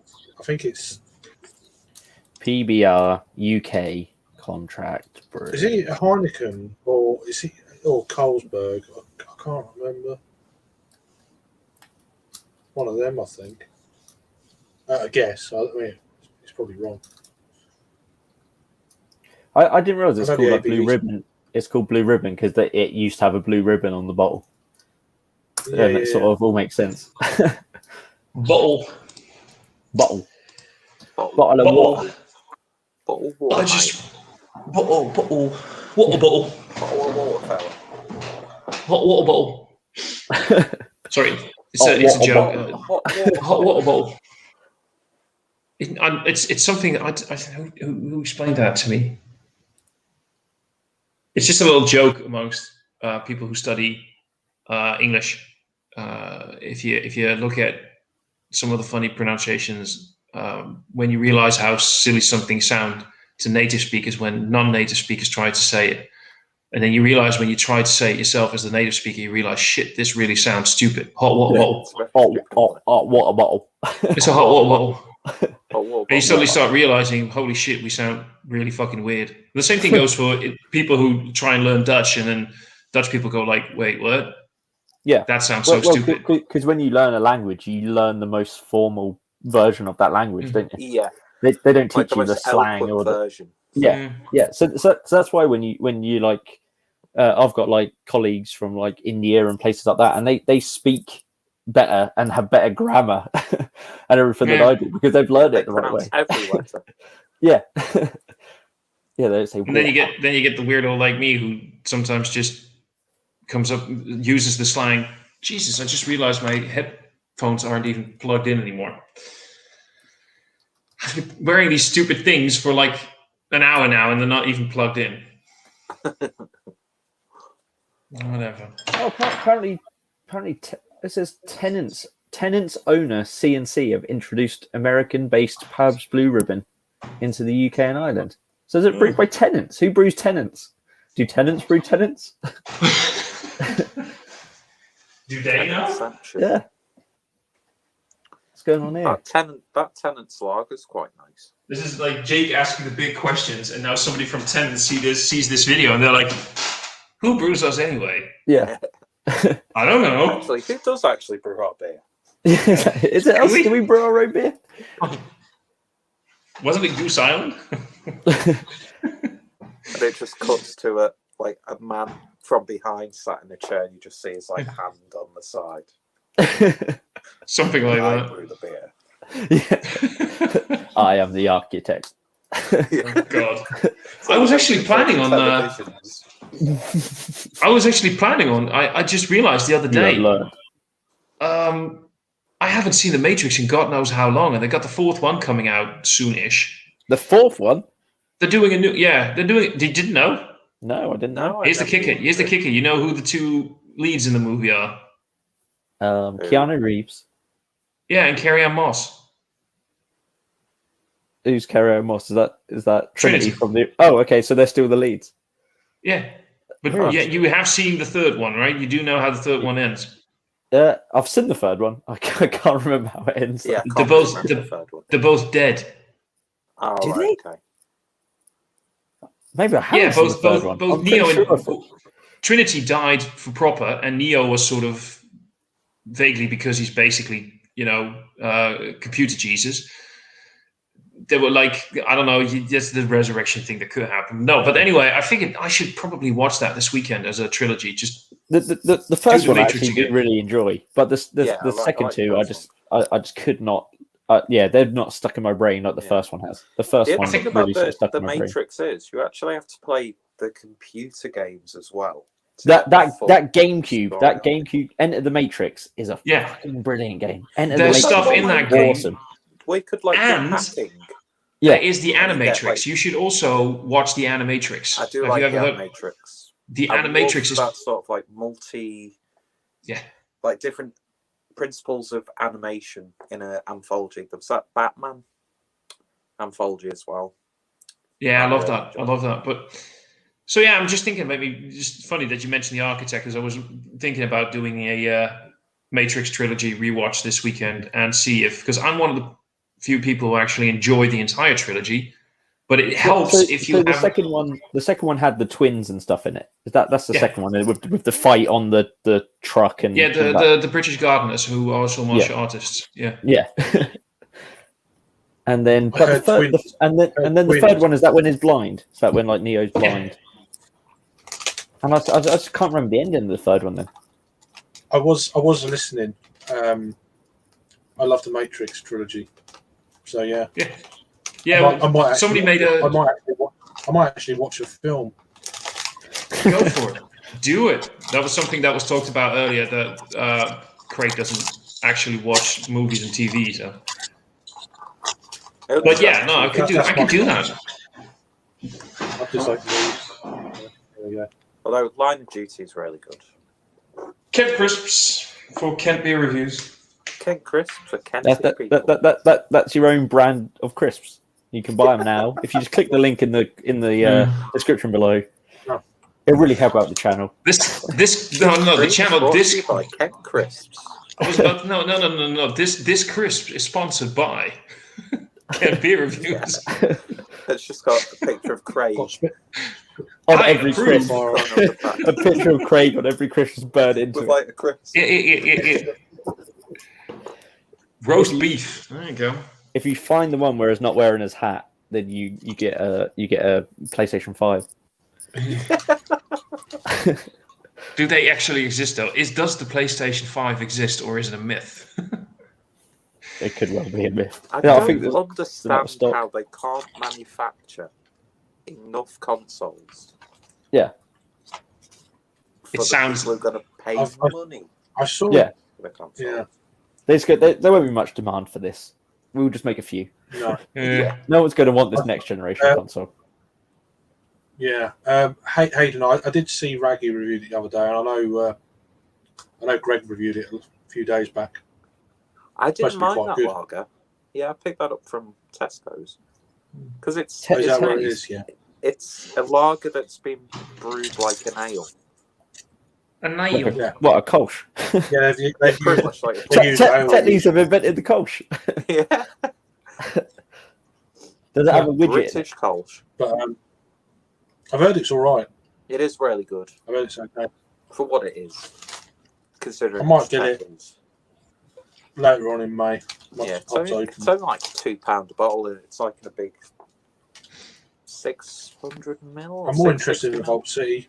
Oh, I'm interested in the Vault City, so I might grab that as well. It's around. The raspberry sour was nice. I didn't bother with the tropical sour. Yeah, I like Vault Because City. I know one enjoyed. And I like the way they handled themselves during that period. I like Well, it. and after as well. These folks, their Tesco stuff is absolutely shit. I've I'm not seen hugely positive stuff. But then again, it's supermarket beer. It's never it's for me, like, supermarket beer is actually like pricing me out. If I go to a supermarket, I get fridge fillers, I get Rhiney, I get Ghost Ship, and all that sort of stuff. And I get good beer from independent bottle shops or straight from the brewery or wherever. Like, I don't actually want to spend £3 or plus on a can of fridge fillers. I'll get them to try. I'll try them if I'm there. Like, I got one in Sainsbury's this weekend.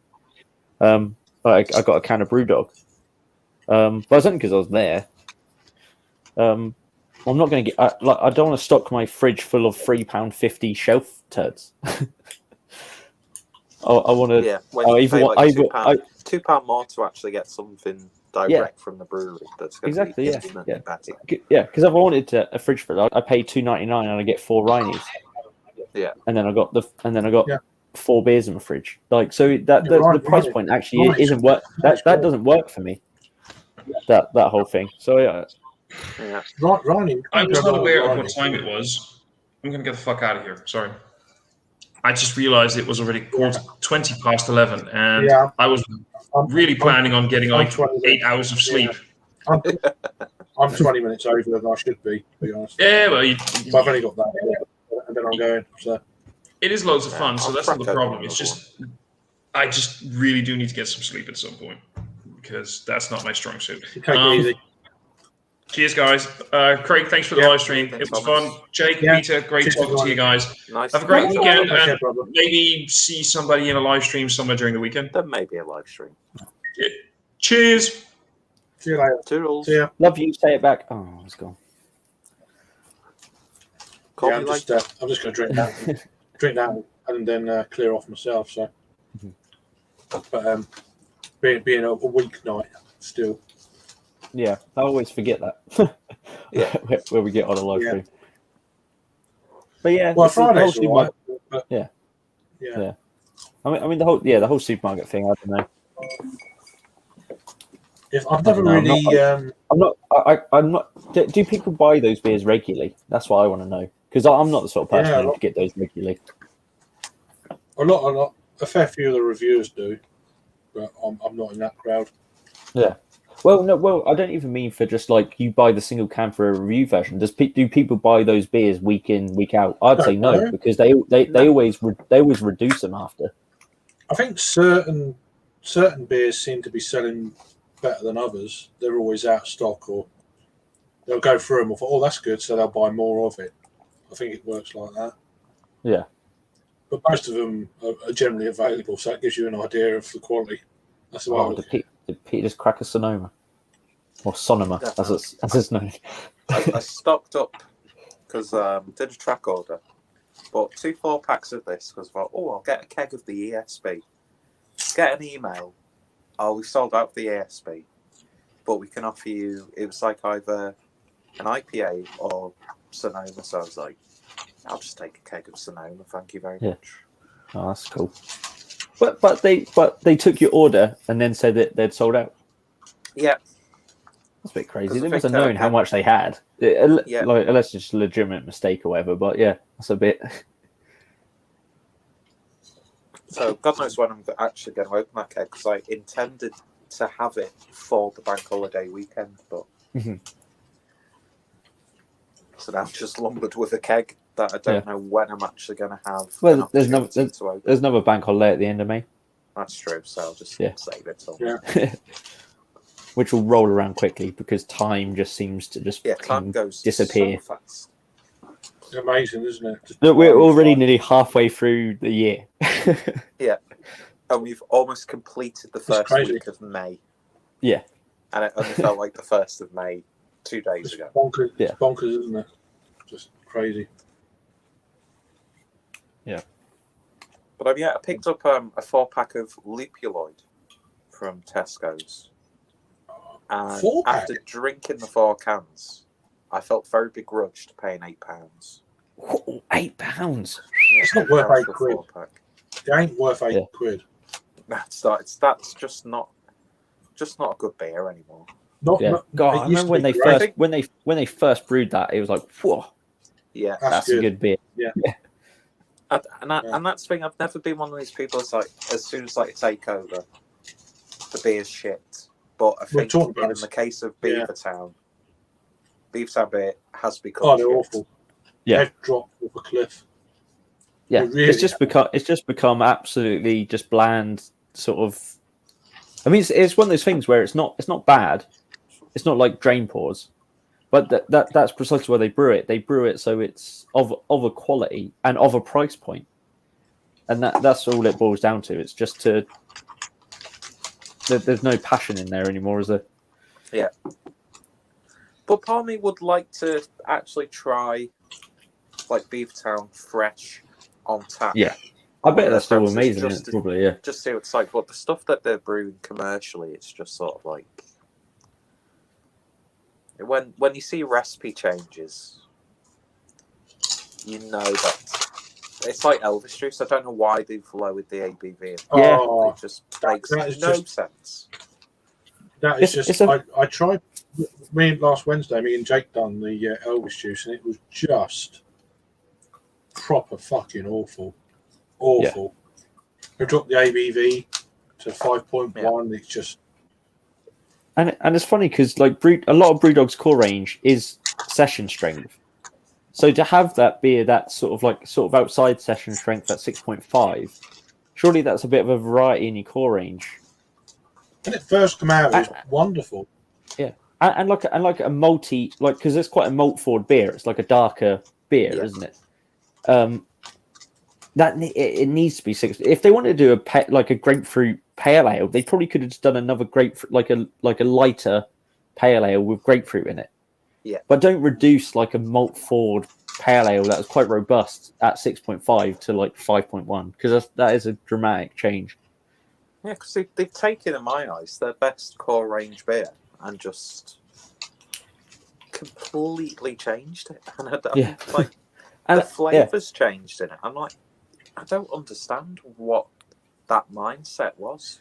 Yeah, it tasted way more synthetic to me. Well, it did on the review. We said it's just way more synthetic. It tastes more like the Belhaven grapefruit IPA tastes. Yeah. Steve, I'm not really looking forward to any beer when the pub's open. It's just more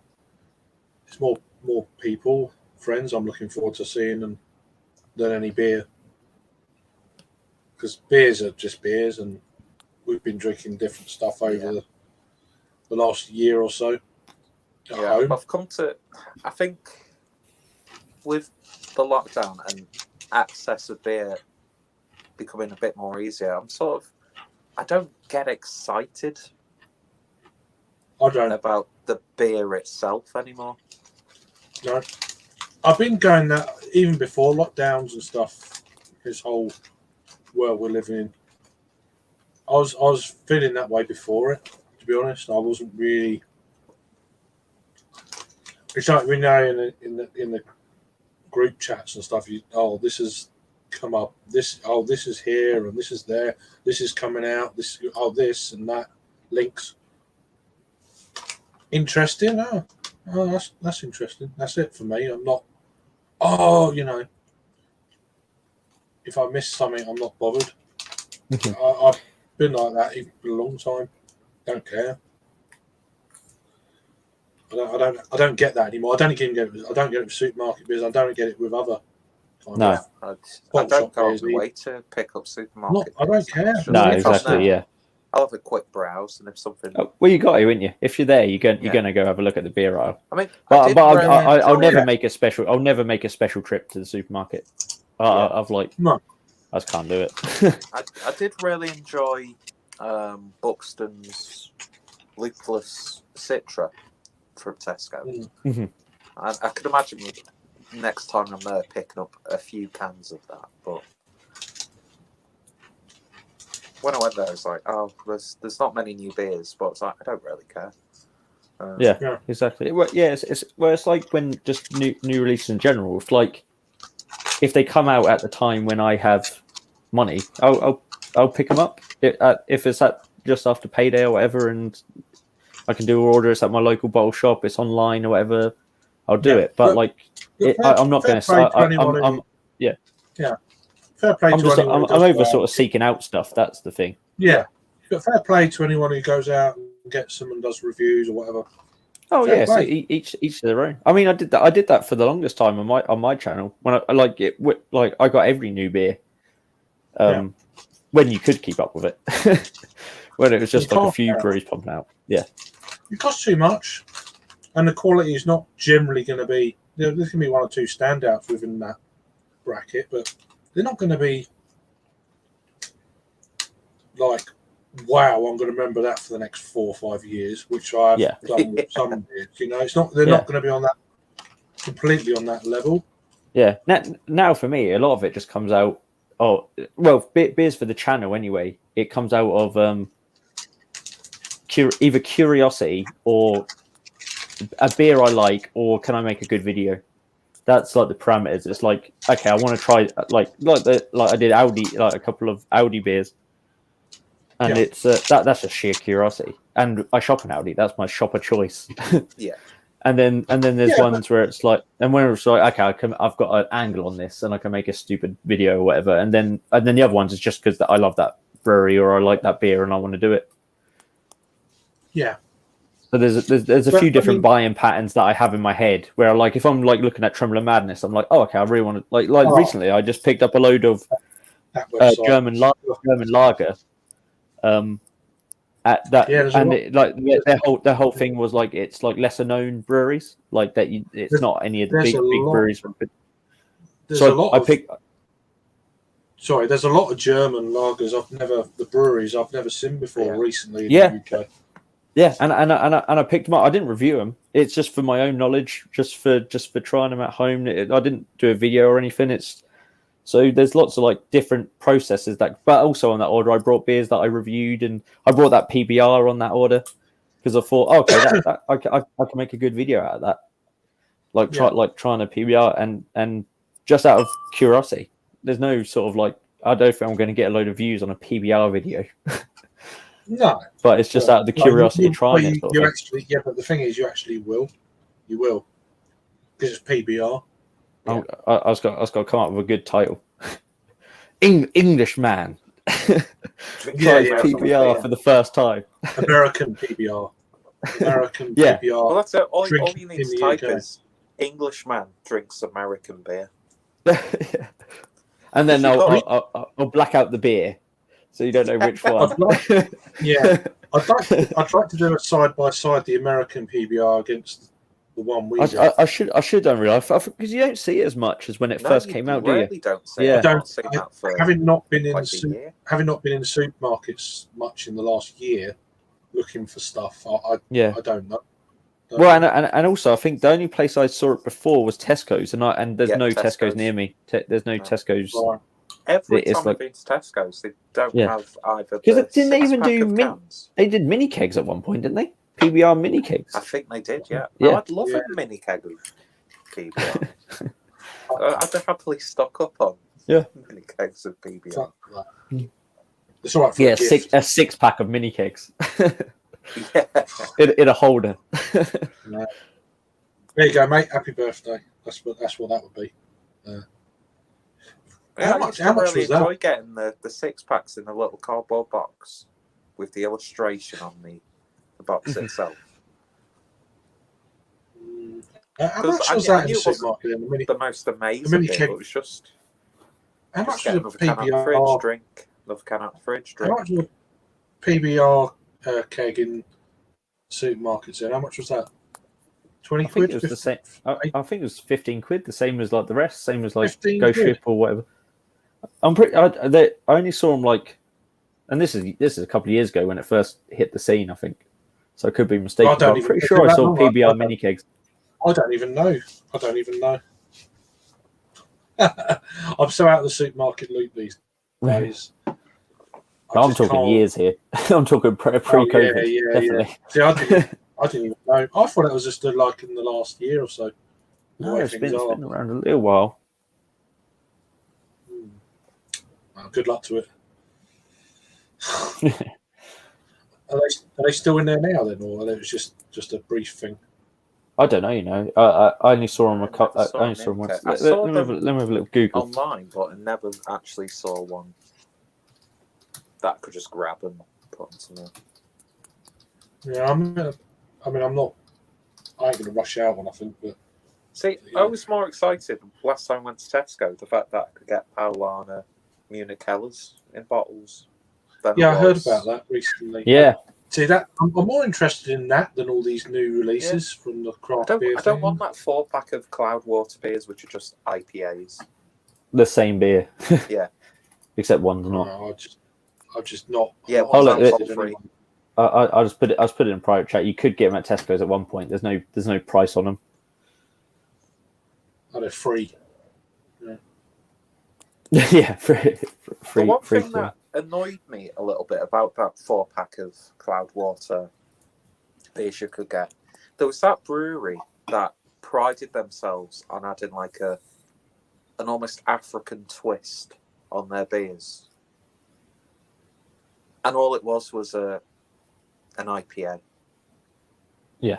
So they're not even showcasing what that brewery is sort of specialised. No, weren't they all the same? Weren't it all the same IPA, wasn't it? I mean, I haven't picked it up or anything. Wasn't it same IPA, different hops, or? I think so, like that. But like all the different sort of like twists and turns for each brewery weren't showcased. Yeah. So people are gonna get that who know a little bit about beer and think, why do I want to? Why would I pick something else up from them? Yeah. Yeah. Yeah, definitely. Yeah. Well, I mean, I don't know because I haven't tried them, but I haven't seen many good things about it. Yeah. It just gets me that why didn't they do that as a release through their web shop, and then have 4 unique beers? Cheers, Paul. Yeah, I agree. I don't get how it's getting these breweries out there. You're getting them to a bigger market, but that bigger market's not too interested. Well, because fundamentally it's about money. Yeah. and that's actually all it's about. It's about. It always is, though. It always is. And that's what it is. It's that. Yeah. So the message is the byproduct. The actual reason is the money. Yeah. Yeah. Ultimately, it always will be. But yeah. Well, because when you go into a massive corporation like Tesco's, that is all it's about. Tesco's don't give a fuck about whatever message you want. It's a deal. It's a contract. It's and that's what it. And if you can use it, for other means, that's great. But those other means are a byproduct. Yeah. The fundamental reason is because they've signed a contract to get money. Yeah, exactly. It's like if you were someone who produced very ecologically sound vegan alternatives to food. Tesco's aren't buying that because it's, oh wow, this is a really mindful product that we've got in the supermarkets. Yeah. They're like, well, this is really popular right now, and people will buy it. Like Quorn, the vegetarian thing, and brands brands like that. It's just that's just what it is. It's that's what it is to me anyway. It's a business deal that they've tried that, and you can try to get extras on top of that business deal, but don't hide the fact that it is just a business deal. You've made lots of money, which is fucking great, and own it, and also say, and because of this, we've actually been able to elevate these 4 breweries and get them to a wider audience, and also give them money. It's an ownership thing for me. Just fucking own it. Just say it's a money thing, and that's what Craig was saying about Vault City. It's what Vault City did. It's like we've got to pay the bills. Exactly. I'd rather be honest, be out and honest and open. And they've actually reduced a couple more of their core range beers in independent bottle shops that aren't in the supermarket. I mean, that's great, or as close to the supermarket price as they can. Yeah, I ain't got a problem. They won't be able to. They won't be able to achieve the same because it's not, is it? Yeah, but I haven't got a problem with breweries going to supermarkets. It's just the way. It's all the bullshit you're giving out over the last 12 months, and then you go and do that. It's like that's what I've got a problem with. The same with we've talked about Beavertown already.